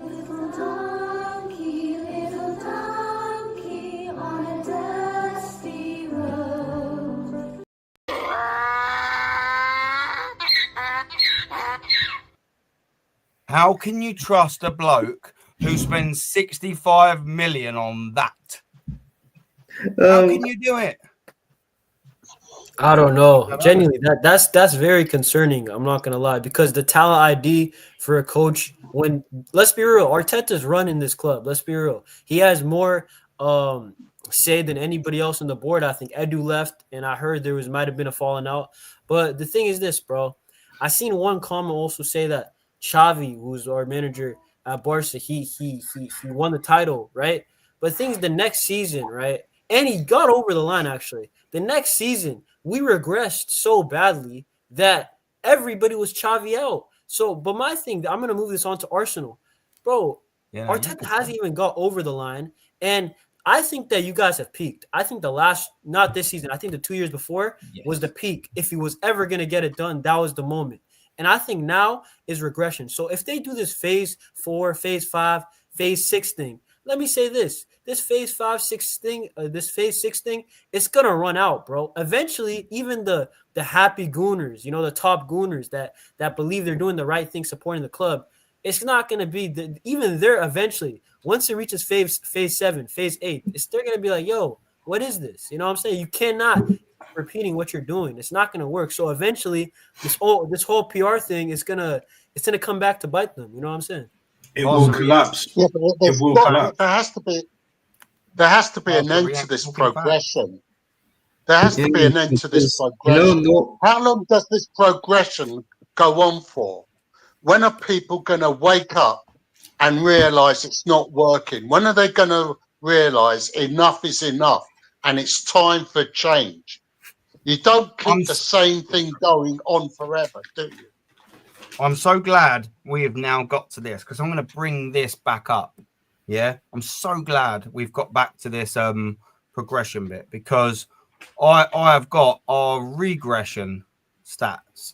If you just bear with us, yeah, because the problem is everyone's sort of saying in the logic, all these top gooners, yeah, they're all like, I don't know what we're saying. Arsenal are getting better. So we finished 8th and then 8th. But then we're getting better because we finished 5th, yeah? That's what they're all saying. And then we're getting better because we finished 2nd. And then we're getting better because we finished 2nd with slightly better stats. We were only sort of 2 points behind it. The problem is these Arsenal fans also then don't like it when you use the same logic against them, yeah? And by that, I mean with the exact same stats and the metrics that they go on. Let me bring you up a little graph there that I have put together, and I'll explain to everyone how we have failed in these metrics. Yeah, I don't want to cut got a you private off, chat. I've got to go, mate. Yeah. My friend. Thank you very much for coming on here. You're always welcome on here. I love what you say, man. Look, big up to you, Barcelona. Yeah, because you know why I like Arsenal fans like you guys, and you guys want to know why you guys are kind of interesting. It's because, like, obviously Lee Gunner is the big one. He has the platform, and respect Lee. You know what I'm saying? One of my favorite YouTubers, but also the people that he bring on, like all of you guys, right? When I see Arsenal fans with actual top mentalities like Madrid or my club like Barca, that's what I like. Majority of our fans, at least when it's going south, everybody calls it out, right? It's the popular opinion. And I like how you guys, it's a little community of Arsenal fans who got the right mentality, the winning mentality. Yeah. No, I'll see you guys, man. I'll see y'all. Shout your thing out, man. Shout your thing out. All right, yeah, okay. So, on YouTube, Barca Reacts. I might be going live today, maybe in like 5 hours or so. I mean, I'm in America. I'm in the West Coast time in California, so you might be waiting. Yeah, West Coast, man, not East Coast. I'm on the East Coast. I know Matty from Lee's on the East Coast. A lot of people are on the East Coast. So, dude, the Barca content, when there's UCL content, UCL weeks, if you're an Arsenal fan, it might be relevant to check it out, bro. So, Barca Reacts, bro. But big up Aaron every single time, bro. Legend, mate. Big up yourself and all, my brother. Don't forget that, man. You're welcome on here. I like what you're saying. People like you, kind, respectful, know about football. You will always and forever be respected and welcome on a platform like mine. Simple. Yeah. End of. That's that, innit, brother? Thank you very much for giving me your time today, my man. All right. Big up and big up the panel too. Peace. Yeah, man. Absolute legend. So, yeah, well, so what I'm going to do is I'm going to follow in on the point here, and I'm going to bring up this little graphic here. Yeah? Let's just quickly get that comment off. It's taking some of it. And I'll show you about this regression nonsense, yeah? So it's obviously clearly labelled here, Regression FC. And I'll tell you for why. Because we've got 2 years ago, and it's all after 27 games for Arsenal, yeah? So there's no whinging, no bittiness, no this or no that. 2 years ago, we had 21 wins. Last year, we had 19 wins. This year, we've got 15 wins. Now, there's not too much difference between draws. We've drawn a lot more this year, and the losses are there or thereabouts. They're the same. There's no progression really or regression. And then we're going to go to the goals for, because that shows you how the team's playing as well. Goals for 2 years ago, 62 we scored. Last year, 68. Buzzing. We're progressing. This year, 51. 51 goals against. 2 years ago, 25. Oh, we got slightly better last year at 23, and we haven't improved this year at 23. Where's the progression? Your goal difference has gone from 37 2 years ago to 45 last year to 28 this year. And then the points. 2 years ago, we were leading the table by 5 points with a total of 66 points. Last year, albeit in third place, we had 61 points, only 2 points off the leader, but in third place. This year, we have 54 points, 13 points off the leaders. How the fuck is this progression? They only see progression because of like the league the league table, innit? Like league finish. They only care about league finish. But like you said, Aaron, we've scored less goals, we've drawn more games. Okay, the losses are there or thereabouts, other than last season. But if you look at the points, 54 points after 27 games, could be 54 after this weekend. Even though I predicted a 3-1 win, but that's by the by. Look at the gap. Mind the gap, as they were saying, all these top gooner fuckers, But I want to ask a lot of these Arteta-inners this question, and it's kind of related, but I'll bring it back. I'll spin that record back. Don't you worry, my friend. Like a record, baby, round, exactly. Yeah. And all of that shit, Like, why are these fuckers even supporting Arsenal in the first place? Like, this is the question that I would ask them. Even the Agaus, the Fuads, Duads, whatever the fuck his name is, and others as well. Why do you support Arsenal Football Club when you have your standards in it, or lack of standards, no standards? Why do you support this football club and have a go at us for having standards, wanting us to win, and then telling us to fuck off down the lane, which is basically North London O2, because that's what they are now. Let's be real. Like, no one was shocked when they went out to Liverpool in the Carabao Cup in the same round that we fucking did, and they probably did a better job because at least they won their first game at home, like we were at home. So it's very, very simple, mate. Why do you support this? We're supposedly meant to be the third biggest football club in the country, yet your standards are Barnet, probably even Boreham Wood.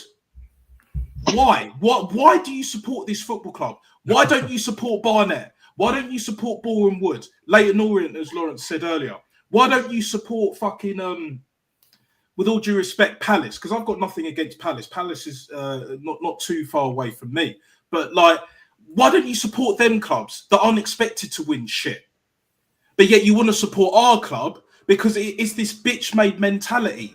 It's status simple. Like all these Instagram thoughts, innit?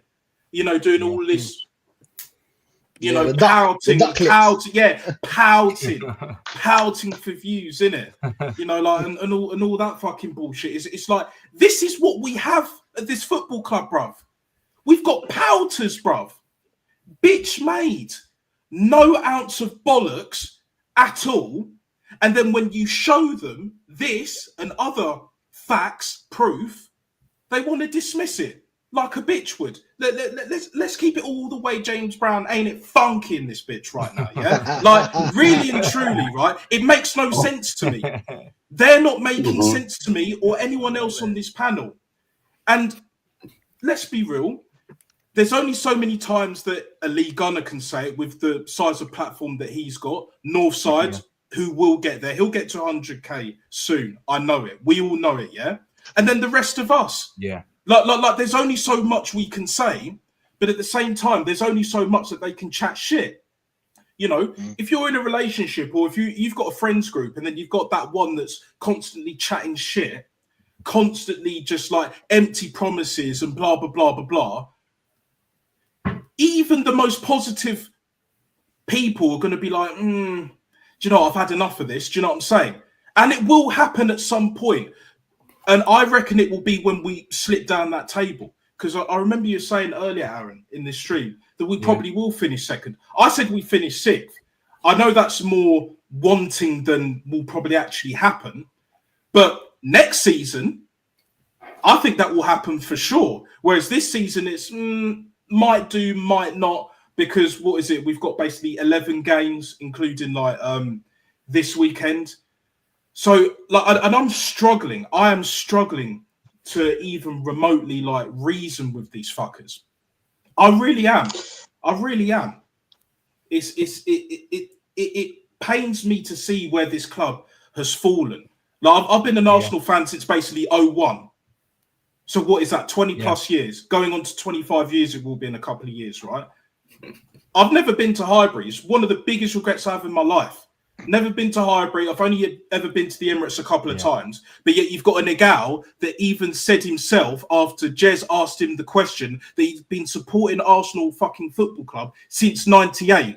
You've seen more than I've seen, mate. But yet I have the standards that you should be having, but you don't.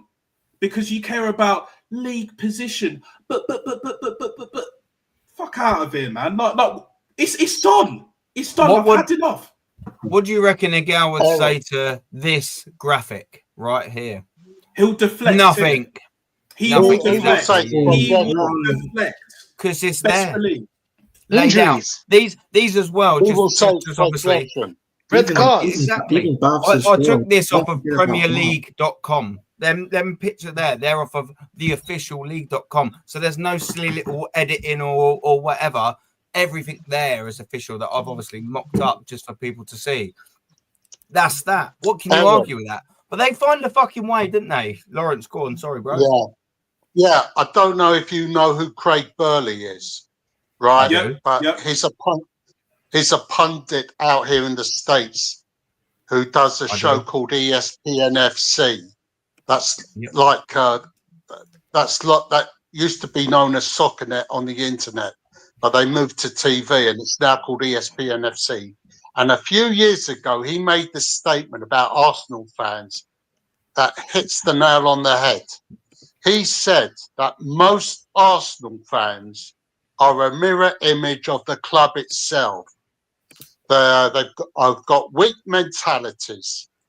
They are spineless cowards who accept mediocrity and failure for success because they're failures in life themselves.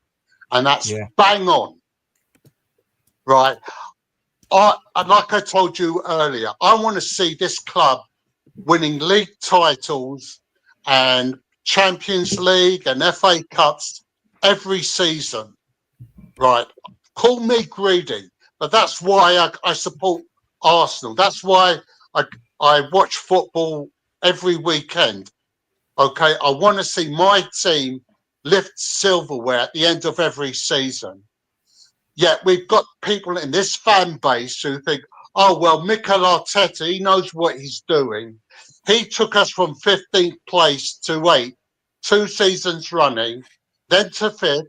Now he's got us to 2nd. That's progression. I'm happy with that. I don't care if we don't win a trophy. And my point is the real problem with this club is the fucking fan base, because we've got these deluded pricks who seem to think this manager is bigger than the club itself. And until that is addressed, we're not progressing. We're regressing, as you said. Yeah. Yeah, Well, you know, another as I fact say, every metric is there. Look at it. Sorry, Messi. And another fact, Aaron, my friend, you know, Babs, that one of these useless fans, yeah, he came out a few weeks ago and he said, "Oh, Liverpool are lucky they're top of the league because we have injuries in our squad." Babs, let me tell you something, you Rikishi-looking pussy. This is who you are. Look, that's something I want to show Babs. Look, look, this is what he looks like. Look. You love the WWF. I can guarantee you, he looks like one of the super. Hold on, one sec. Hold on, put it back up. I'll remove this right, just for a sec, so you're bigger. Go this on. This is what Babs looks like. Look. Look at it. Yeah, move it to the. Yeah. Try, is that up? Down, yeah. Is that Dude. Babs looks like a sumo. It's very sumo Bav-esque. Yeah, because I'll give you that. Babs looks like he has no like. The thing is with me, the reason I'm calling him out is because the fact of the matter is that he came out and said Liverpool are lucky that they are top of the league, and we have injuries. And Babs is another one of these fraudulent fans that don't care about this football club, but care about the fact that Mikel Arteta is making progress. The fact that he said that if Arsenal reach the Champions League final, Kai Havertz will be the solution if we win the Champions League final, because he was talking about the fact that Kai Havertz won the Champions League with Chelsea, and he's imagining that if we go to the final and if we win the Champions League, Kai Havertz will score for us. So, Babs, I don't know where you get all these hallucinations from, man, because if you were a true Arsenal fan, then you should know that the aim of the game is to win the biggest trophies of them all. But you just care about the hallucinations of Arsenal could be somewhere like in a final. But you have to stop imagining things. That will never happen with this manager, because this manager will never ever get this club back to where it should be, because every single time we finish in a league position like second, all he does and the rest of the other top Guna wastemen like Egal, Dowdy and all these others, they always say, "Oh, but at least we're making progress again and we're in another season in Champions League. So that means Mikel Arteta gets to stay for another season." So I just don't know, like, when are all these top Gunas realize that we are the third biggest football club in England, but we are acting like a National League side. You get what I mean? Because if we were the third biggest club, then all the fan base, the AFTVs and all these other weirdos, they should know that they should understand that Mikel Arteta was only employed because Arsenal were trying to get Champions League football again, because Unai Emery couldn't do it, and they think that Mikel Arteta has done it. So he's got them to the Champions League final. But ever since then, ever since we keep bottling every single cup, all you fan base said, "Oh, but it don't matter. We can focus on this league. We can focus on this league," and all this bullshit that you peddle out with. Well, let me tell you something. I can guarantee you we will end this season again with no trophies. And what are you fan base frauds are going to say? You're going to say, "Oh, but nobody expected it. Heads up, on to next season then." It's just, it will never ever change, Aaron. It will never ever be the same, because I really miss the olden days when Arsenal were in Highbury, winning Premier League trophies, celebrating at White Hart Lane. Those were the best moments. But ever since then, all Arsenal have done, they have tarnished that legacy, and they have made it a mediocrity since moving to the Emirates Stadium. And it will never change unless this fan base grows a pair of balls and demands and demand success at this football club. And the only thing now is to start like rebuilding the whole structure from top to bottom. Arteta needs to go. Tim Lewis and Richard Garlick need to go. Like, I don't know what these two morons do at this football club apart from sit down in their offices and rewarding contracts like Maisie, as well, like what Gunnar Ross is saying. These owners are worse since 1930. Yeah, Herbert Chapman must be turning in his grave.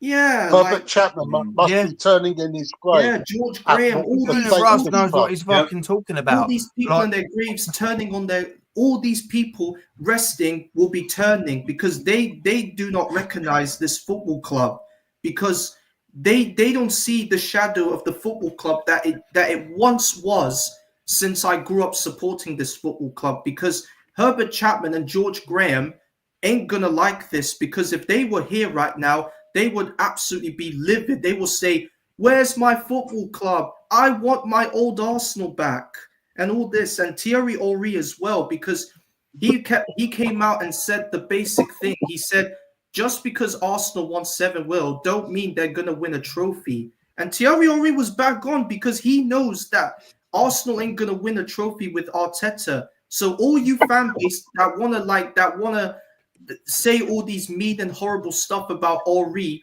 hang your heads in shame. Henry will always be the king of Arsenal Football Club. Always.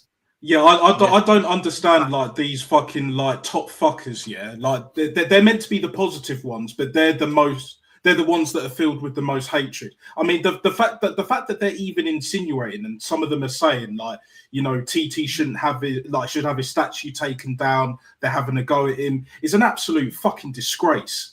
Like, this guy's not only our top scorer, but one of our greatest ever players to play for our club. Period. And there have been plenty. You know, you got the Liam Brady's before even my time, Rocky Rocastle. Yeah. You know, like even Limpar you could put there or thereabouts. Do you know what I'm saying? Paul Merson and that. Tony Adams, of course, our fucking proper captain, bro. Yeah. And this is the thing. These guys are clout chasers. They ain't real Arsenal fans. They're clout chasers. That's the bottom line. They are clout chasers. They will do anything and everything they can to prop themselves up, prop up this manager because it's their Lord and Savior. They worship this man, this puny little insignificant man who's got a lot of dough. They worship him. This ain't just like some fetish thing and all of that. They worship him like fucking Jesus. I swear down, bro. Yeah, but Henry is the one. He's the Hercules of Arsenal because because Henry is their Messiah. They think it's a Messiah. This club is, I hate to say it, is such a joke at the moment that you couldn't get this script in a Carry On movie. I don't know if you remember the Carry On. I know exactly. I remember the Carry Ons.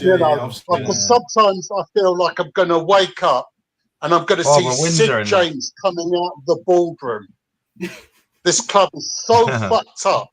It hurts me saying that, but it's so fucked up inside, from the owners down to the manager and some of the players and the fans. It is so fucked up in the way it's run.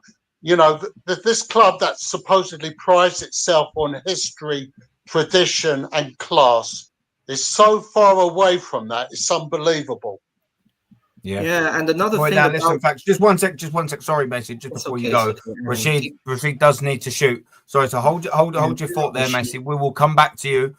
My brother Rashid needs to shoot. Again, thank you very much for coming on, Rashid. You know how it is, bruv. That's how we fucking do, my friend. I think I'm on you every time. Big up to every and each and one of you, everybody in the chat. All the community, really. Big up to the community, man. I knew that Macy was gonna talk about Richard Garlick. It was inevitable. It was bound to happen. It was bound to happen. But yeah, I would love to stay in chat. You know how it is. But yeah, I got to shoot.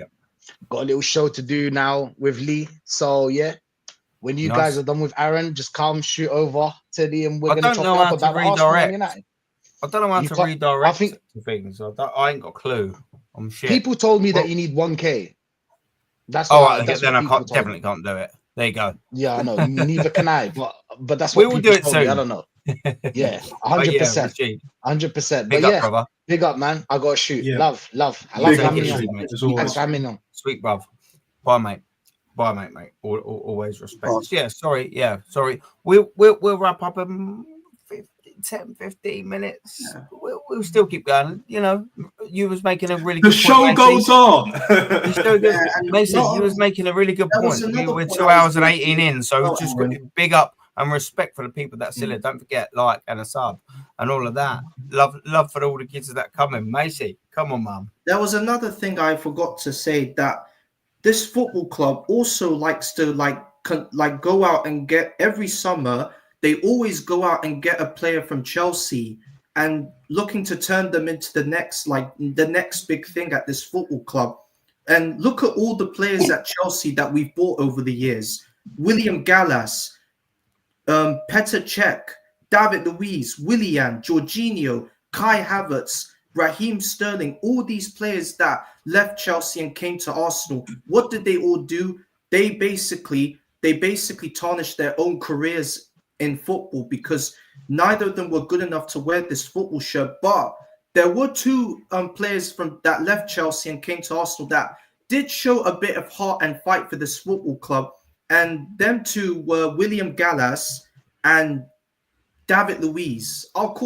Because the reason I'm saying David Luiz, even though I'm not going to say like he's the best of all the Chelsea players that we bought, but at least he showed a bit of heart in our defense, even though he made a lot of mistakes for us since coming to Arsenal.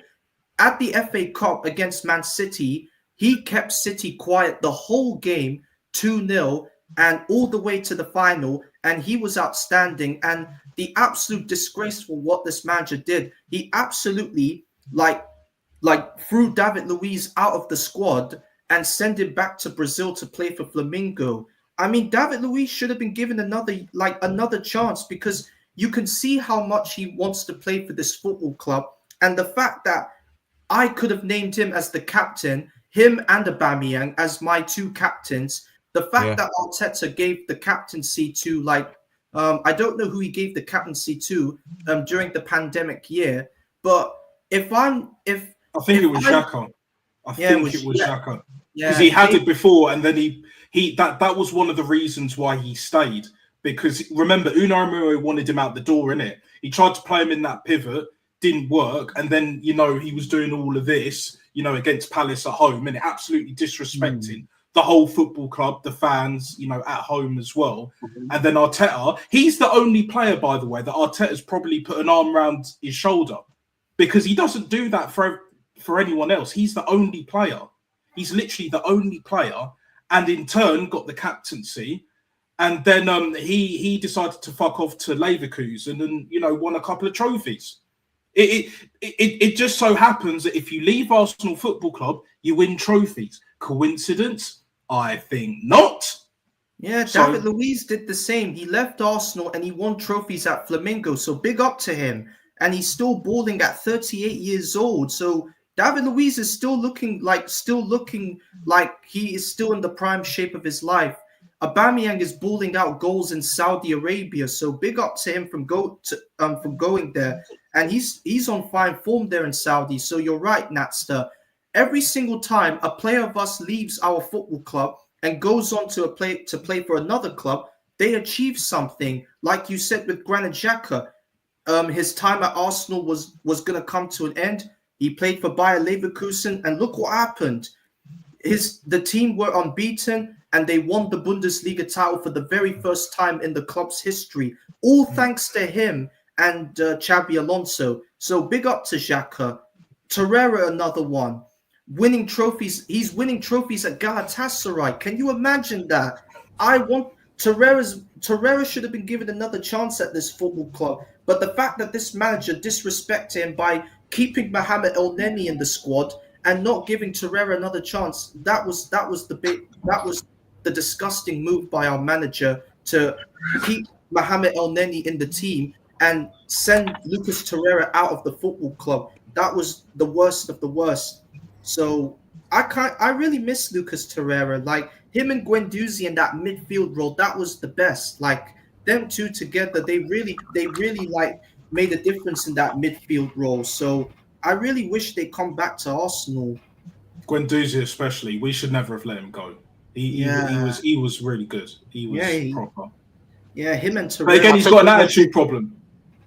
Yeah, I think it was his attitude that pissed the club off when he got into that confrontation with I can't remember the player. It was against Brighton. When he got after the game against Brighton, when Brighton won 2-1, after the match, like Guendouzi just went straight up to Mopé and engaged him in like a confrontation.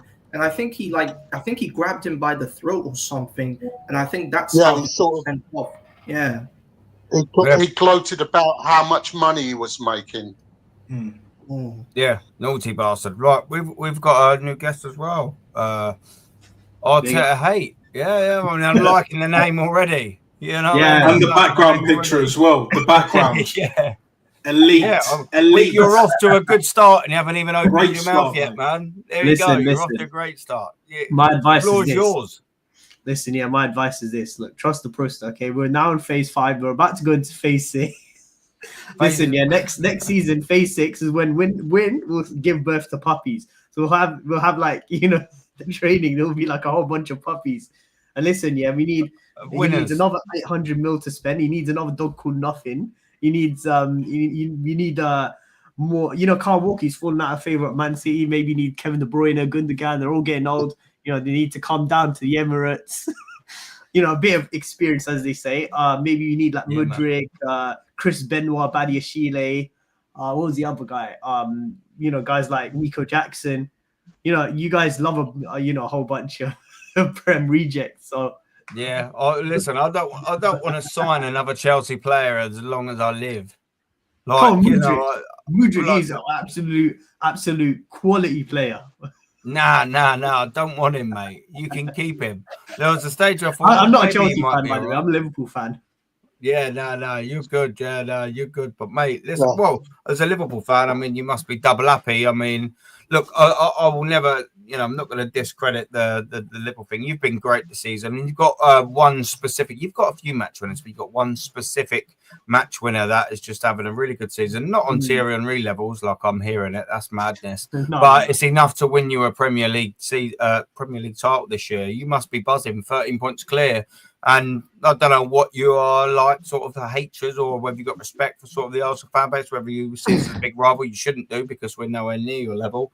For me, it's you must be coasting. Must be buzzing. Me, I don't mind Arsenal. Of all the London clubs, I don't mind Arsenal. It's just that kind of, the fan base, they get a bit on the high horses and stuff. Oh, too many of them. But, if there was one team that I would want to win the league other than ourselves, would probably be like Arsenal or something. Let's be real. Yeah. Oh, man. It's no good. Listen, man, it's frustrating. Yeah. Like, we were sort of like there, well, I was, of course, definitely there. And I've spoken about the last game of the season, so I'm not going to sort of hash it. But, this season, prior to the summer transfer window, I will say that prior to the summer transfer window, that's imperative what I'm going to say next. I thought, do you know what? This has to be our time, really, didn't it?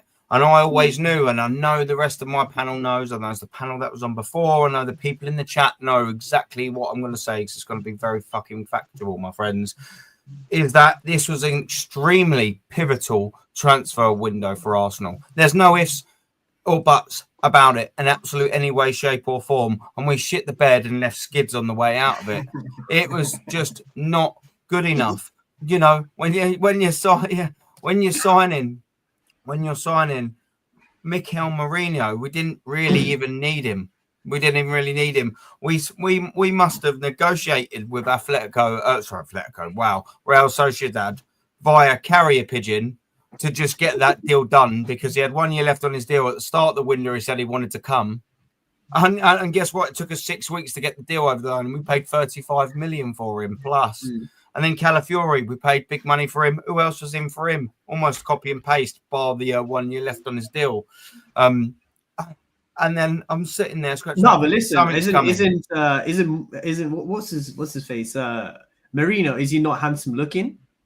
I mean, I mean, he's not my type, mate. If I'm being honest, he's not a slim brunette with a big ass and massive tits. So he's definitely not my type. You know what I mean? Yeah. He's definitely not my type. But don't tell that to my missus. She's slim. She's got big tits and a nice ass, but she's not brunette. You know, and I've been hating her for that for 11 years. Only joking. Yeah. She'll be watching. She'll be watching. It is what it is. But you know, yeah, Mika Marino, yeah. You know, I'm one of them that sort of don't give a fuck about what they look like. I couldn't give a fuck if they were a sentient fucking robot. If they could put the ball in the back of the net 30 times for us. What about this season? That's wicked, man. I'd sign a rhinoceros if he could score. The sweet prince, innit? The sweet prince. The sweet prince around the the carpet. Yeah. His long mane of hair, he runs like a wild horse with long mane of hair. When I first heard that was mad, bro. Can I just tell Arteta madness or Arteta illness? Not everyone likes winning in Holland. Yeah. Well, yeah. One thing I will say is he's unfortunately, he's like the kids from Holland. He's going to be winning in England very soon, isn't he? That's the fucking frustrating thing. But yeah, talking about Slot. Honestly, in my opinion, yeah, after this season, the wheels are falling off. Okay, because before I get to my point, my friend Arnie, he wanted to ask, what do you guys think? The Centurions is better or the Invincibles? Yeah, I mean, like, I'll go first. I mean, I'm gonna say the Invincibles, you know, because I mean, to be fair, I mean, it's an unbelievable thing to go through a calendar. I'm not saying that getting 100 points isn't unbelievable, but to not lose, that's a phenomenal feat. It's unbelievable. And I'm buzzing with it, but I was buzzing with it in 2004, and then in 2005 because we were invincible in that season, and that's sort of it for me. You know, I see someone in the chat there just put, "Oh, is yours gold?" Obviously, having a little joke. I can't think who it was. Yeah, the point is I never use that. Arnie, I think it's Arnie, isn't it? Yeah, I never really used that because you know what I mean. Like, yeah, it was phenomenal, but I don't like using it in modern day sort of baiting. You know, if you have to in bins like this, I'll maybe go to them dirty grounds. But the point I always sort of like to say is you know, that was fucking 21 years ago, man. Yeah, that's what I'm saying. You haven't won a league since. Yeah. But again, it's just the caliber of players. Like the Centurions were great. Don't get me wrong, 100 points. Yeah, but the league was trash. I hear that. I don't think we'll ever see really and truly 100 points again. Like, and definitely not for a long time. But the caliber of players in 04 compared to 2018, 19 you had prime is night and day, bro. It's night and day. Sergio Aguero, right? David Silva, one of the best Premier League players ever, and all of that. Obviously, KDB's class, you know, for all intents and purposes, but then none of them are Vieira. None of them are TT. No, that's the thing. None of them are Perez, Ashley Cole, Sol Campbell, Lehman. When you're up against Jose, and I think you was up against Jose Prime. No, that was before. No, Jose came after. Jose came a year after. It was Ranieri. Ranieri's Chelsea was on the way up, and they finished second. So they were very good, but for the longest, Chelsea were a cup team. They couldn't get over the line. But they had Jimmy Floyd Hasselbank for me is one of my favourite players, period, in the Premier League. Yeah, but Jimmy Floyd was that Ellen Road in Jimmy Floyd Hasselbank, like as a striker, then type of play. Look, I know the history. I know Ellen Road and obviously Chelsea as well. But as a player, mate, look, let's be real, man. As a player, Jimmy Floyd Hasselbank was cold. He was cold. Like obviously, we had the car news, the World Tours, and obviously TT, and then obviously Dennis the Menace, probably the best we've ever seen in the Premier League, and probably will ever see. Like Dennis Bergkamp, maestro. That's a proper number 10. Proper number 10. None of this Wodegaard bollocks. Proper number 10. Best first touch probably I've ever seen, maybe other than Zidane. You could argue Leo Messi as well.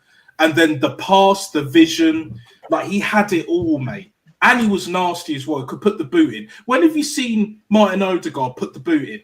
Ever? Okay, now let me ask you this: when have you ever seen Dennis Bergkamp blowing his nose and wiping the snot in his hair? No, you don't get that from Bergkamp. Patrick Vieira was another one, a proper midfielder. Yeah, he looked like the prime version of Dwayne Johnson with his bulky strength and power. Yeah, and I like Patrick Vieira. He was a proper midfielder. He's better than Xhaka, and he's better than I'm not going to be disrespectful, but I think he's prime better than Declan Rice. Declan Rice is learning. Easy. Paddy Vieira is just miles level of Declan he's better than Rice. Thomas Partey. He's better than all of our midfielders combined. Yeah, all better. Can I just quickly before we move on? Just sorry, Lawrence, very quickly. Aaron, you're my namesake, my friend, and you spell it the correct way. I was named after Elvis Presley, Aaron. That's the right way to call him. Call him Arnie. What I will say, my friend, is so from that logic, and he's talking about the Invincible season, obviously. Would you take 38 draws then? No, and Arsenal wouldn't. The Invincible season wouldn't be a thing if we didn't. Guess what? Win the Premier League.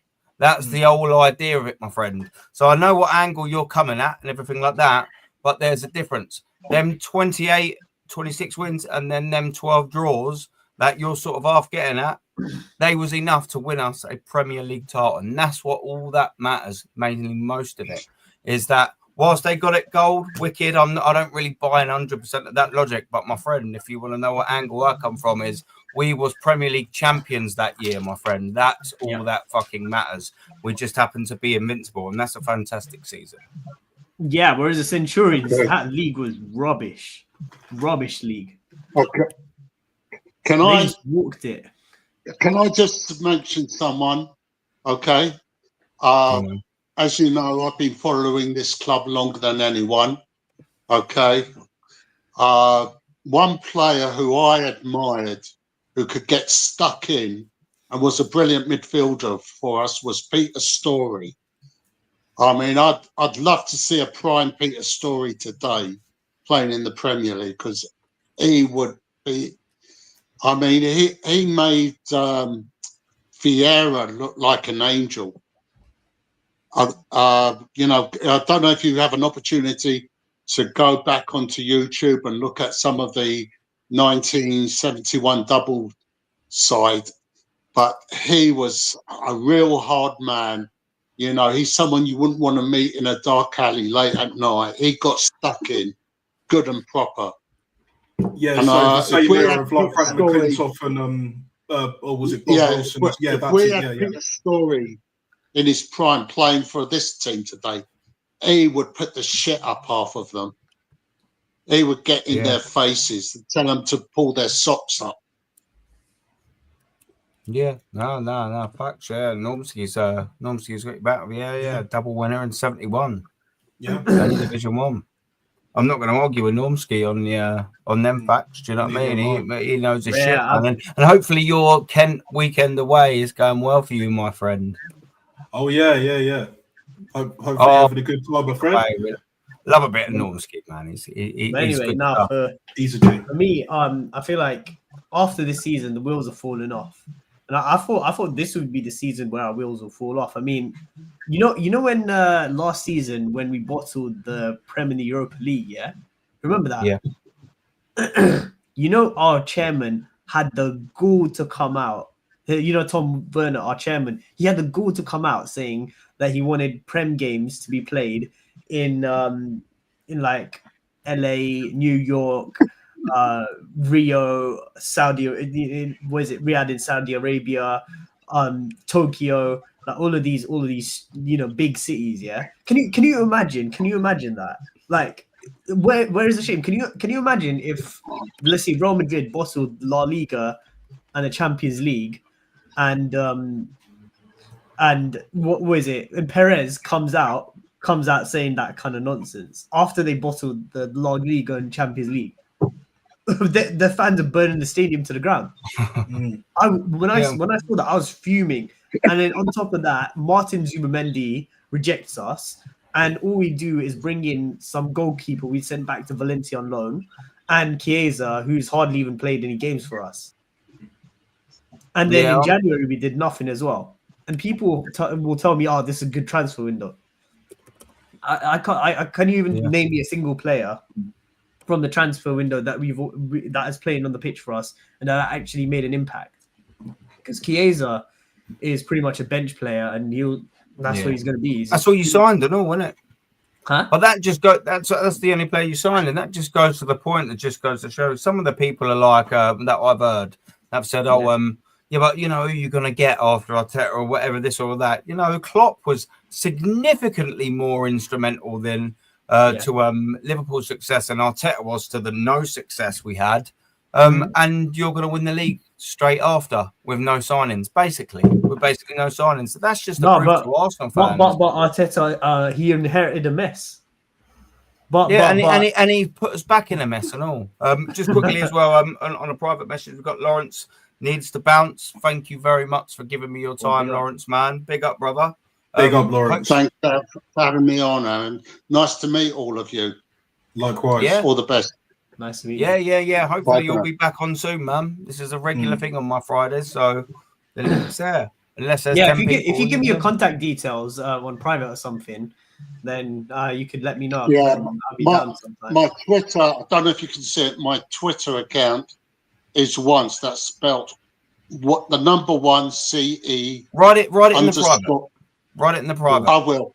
Yeah, same with you, Aaron. Have if a you good give me weekend, contact lads. detail, then we can chat out once the stream is done. And I've got, as soon as the stream's gone, I've got to shoot because I've got to deal with some wifey stuff. Do you know? If you kind of get my drift, do you know what I mean? Yeah. Sexy time.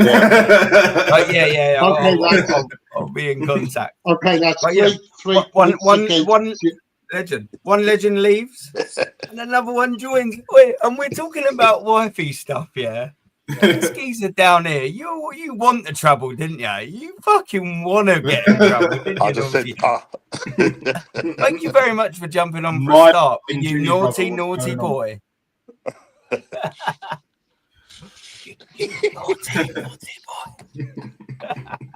Yeah, big up. Bro. You know what? When Arteta illness came on, I thought, is he an Arsenal fan? I was thinking, bro, I'm gonna jump on there. But yeah, big up to you, brother. Big up. No, you know what? I'm gonna do 5 minutes. I'm gonna do 5 minutes. Yeah. I'm gonna go 5 minutes. Yeah. I was just gonna say, I wish our fan base had a League Honor or Saeed TV or something. Our fan base is clapped. Yeah. Do you know what? But you're still going to win the league, though. I know, but after this season, Salah's leaving, Van Dijk's leaving. I think he's leaving. Trent, he's off to Madrid. So, would you really trust FSG to replace the caliber of these 3 players? They're going to pocket that money. What do you think? And but we signed Chiesa, just be happy. That's what our fan base will say, and then we'll probably get some bang average player and we start hyping him up. Like who's going to replace Salah? Who's got that kind of caliber? We're going to go out for Victor Osimhen. We're going to go out for I don't know that Kravius. I don't know how to say that name. Kvaratskhelia. I think his name is. That one. Yeah, I think it is. It's there or thereabouts. It's a bastard of a pronunciation, isn't it? I'll give it that. It's a bastard of one. Oh shit! Do you know what? I'm not going to swear for 5 minutes because I'm going to respect Normski. Oh, thanks a lot, Aaron. No, I was going to ask Arteta illness. Yeah. First of all, what do you think about your owners, and who do you actually think will stay? Come the summer, will it be Trent? Will it be Salah? Will it be probably Van Dijk? Who's the likely one to stay? Van Dijk. Yeah, I think because he's a captain, in it. Yeah. I think I can see him. I can see him coming, but our owners. All I'll say is, I wish our fan base had a League Honor. Yeah, he's cool, man. He's cool. Yeah, like imagine, like I know there's a guy called Corbally Red on Twitter who's like constantly exposing the stupid PR that FSG keep peddling round and round and round. But yeah, I don't know if maybe Don Hussam, but I haven't really watched him much. I should probably watch him more. But yeah, I mean, I think with Don's kind of swings from because he wanted Slot out, didn't he? Yeah, before Slot even came there, he wanted him out, didn't he? Actually, you know who I really wanted to get? There's Hansi a Flick video on that to replace Klopp, because obviously they're both German. They'd have a similar play style. Yeah. But I'll be happy. I mean, with Slot, I mean, we're winning the league. I was like, when we got Slot, I was like, okay, I'll give him 2 years, win me something, and if you don't win me something in 2 years, sack. Yeah. But if he's winning us the Premier League, I'll take it all day.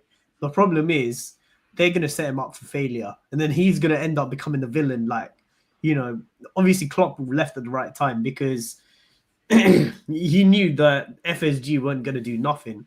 He must have got gone sick from that. You don't see Pep saying, he's running out of energy, do you? Yeah. They're always leaving him shortchanged. I can't stand FSG. And you can win 2 trophies this year. Like you got the League Cup final, and then obviously the league is done. So like in his first season, he could win 2 trophies. But yet our fan base is still making excuses. Yeah, I'm trying not to swear. I won't swear. Yeah. Listen. It's a joke. Yeah, exactly. Does he have a dog called Win?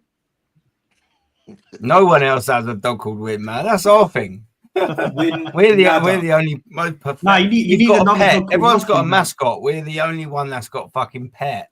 And we've got the only thing we can't do. Get another dog called Nothing, and then them two, they'll give birth to puppies. Oh, man, win nothing puppies. It's madness, man. You can call them Win Nothing 1, Win Nothing 2, Win Nothing 3. For all the seasons he's been here. a litter of 5 consecutive failures. Do you know what? On them failures, what frustrates me, and people don't realise, man. We won't win the league this year, of course. That will be the 18th consecutive failure in competitions that this man's entered. No, the Champions League, that'd be 90. Wrong. The cracks are showing at Liverpool. Liverpool are going to drop points. The cracks are showing.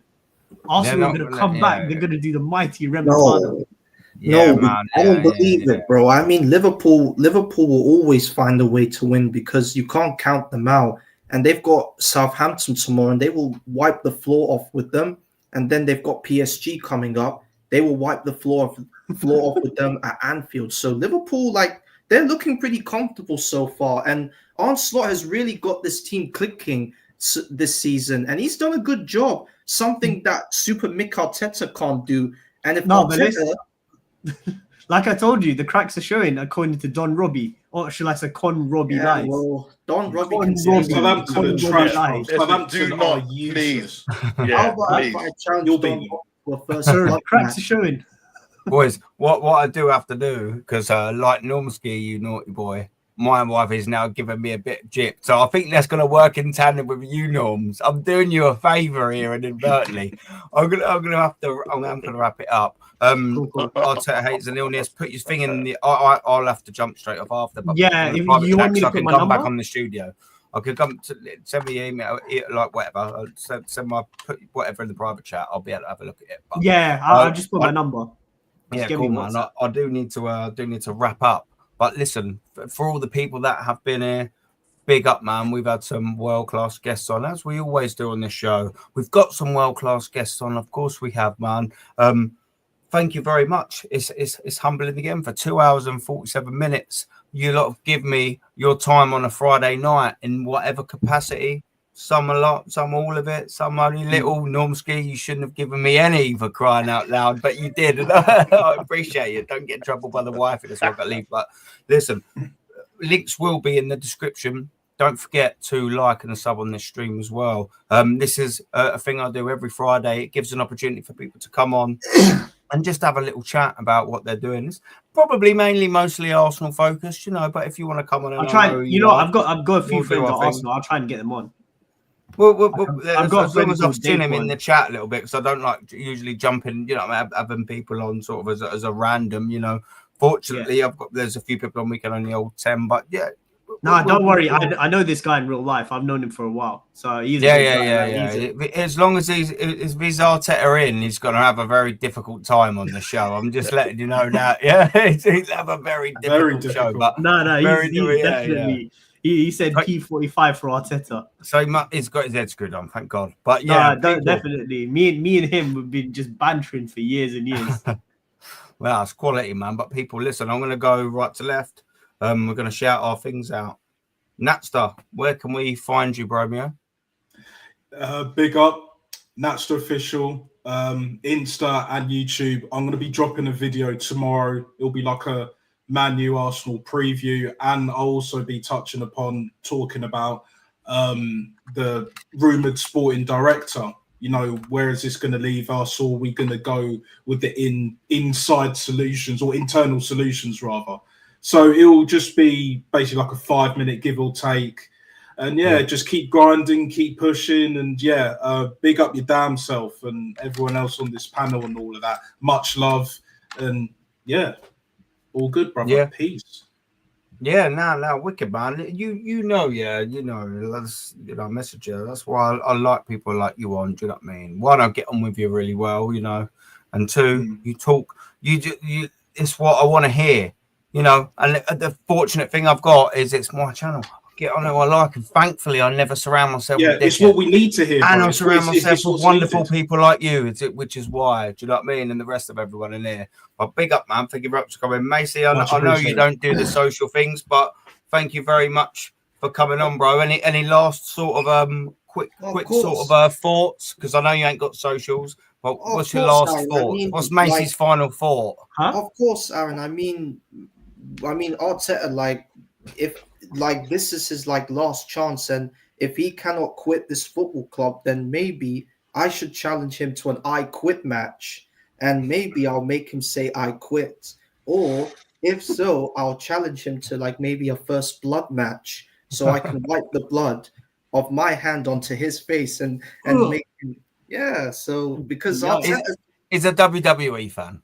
You can tell. I'm surprised he didn't go Hell in a Cell, old school Undertaker choke slamming through the ring. Or maybe I should maybe John. I should do my Rock impression on John Cena and do that to Arteta, so that John Cena could just attack Arteta the same way he attacked Cody Rhodes. So listen, Crime Stoppers, police, if you're listening, I have nothing to do with it. Yeah, but Macy's people's elbowing everyone and all of that. You know what I mean? All in all, I mean, on Sunday, I just think we might sneak out a draw, or maybe a Manchester United win, because our record at Old Trafford has not been that good. So. I should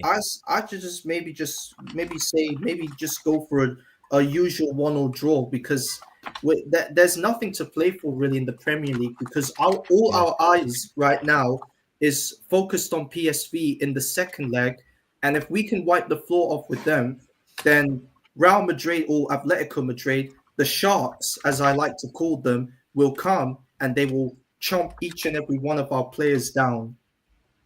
Yeah, one by one, man. Absolute fact. I always expect something like that from you, Macy, and it puts a smile on my face every single time, man. Big up. Thank you very much for coming. Norms, I know you're probably going to be in a rush. Man. Yeah. We know what you got to do is you got to spend the time with fucking wifey instead of coming on this. Yeah. But where can we find you? Because I always enjoy what you say. I really do. And you're one of the proper ones, you talk absolute facts. So I like how you deliver it, because we can all talk facts and our deliveries can sometimes differ a little bit, but I always like yours, my friend. And where can these people find your show? Because it's absolutely double, treble, quadruple worth of bloody listen to. Where can we find you, Norman? So listen, so Wednesday I do a live stream, what's going on podcast amongst friends. Just talking with Arsenal, Liverpool, Man United fans, Chelsea fans, just a bunch of guys come together on a Wednesday night, 6:30. But I also do a match reaction with Rashid, and every now and again I jump onto your calling show. And Monday, funny enough, I'm going to be doing a pre-recorded show with a guy that lives in Holland. Now I'm trying to work out whether he's a PSV fan or Wolves fan. So we're gonna have a conversation on Monday. I'm gonna be doing a pre-recorded video, so that'll be up sometime on Monday or Tuesday, and then obviously on the Wednesday doing my live show and my match reaction after Sunday match reaction. On Sunday I'll be doing a match reaction after the game.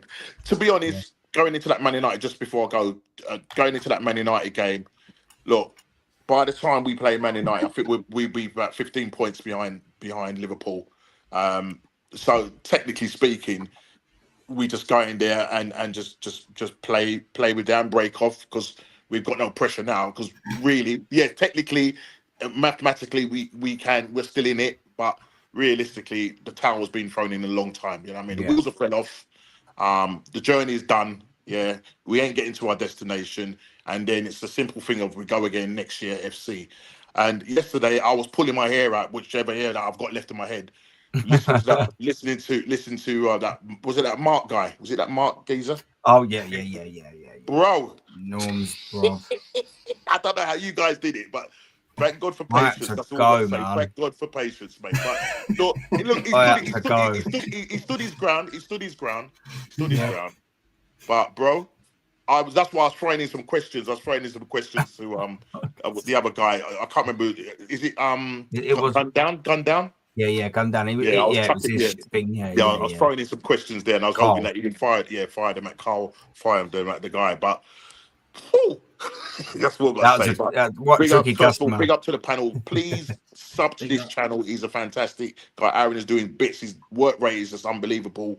Get him to 1K so he can divert or was it redirect? Yeah. And get me to 1K so I can learn how to do it. We're all on this journey together, and we were all saying the same thing. So we all want to win at the end of the day. That's what we want. We have different 100%. Opinions, but some of the opinions I hear from some of them guys, they're a bit deluded. Mate, they need to go to rehab for all that delusion. Seriously, man. Honestly, as Naxter said, bro, it's almost like they're worshipping Arteta. It's actually quite scary. It's really scary. You know what I mean? It's like they can't. Norsky, can you imagine? Can you imagine? You know the Guard of Honor when you come to Anfield.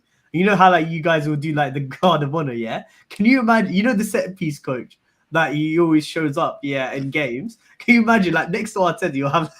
Can you imagine standing next to Arteta? You'll have the set piece coach, his face being zoomed in and out, and then you have Win the Dog clapping its little paws. Even Win the Dog will be clapping its paws at Liverpool. I mean, listen, guys, we're second place, and we're the most bantered team in this Premier League. Right? How can we be second and be bantered like this, bro? No, forget being second. It's down to the deluded fans. That's what it is. Listen, it's all about Win clapping its paws. Win. Can you imagine that? Where can we find you, Arteta haters and illness? Because I'm getting pressured by a text message. Where can we find you? I put my Insta on the comments. I can't see it on my thing. But if you wanna message me personally, I put my number on the private chat if you want to WhatsApp me. Yeah, cool, man. If you could send me a text saying that it's you, that'd be great. Yeah, no, we'll do. We'll do. See, look, Normski needs to go, son. Right. On that note, we've got the arm of truth. Yeah, that's the hand of destiny there, trying to pull him away. Listen, we will wrap up on that bombshell, man. Normski, enjoy. Everyone enjoy. Bless up. Chat. Enjoy. Take it easy, man.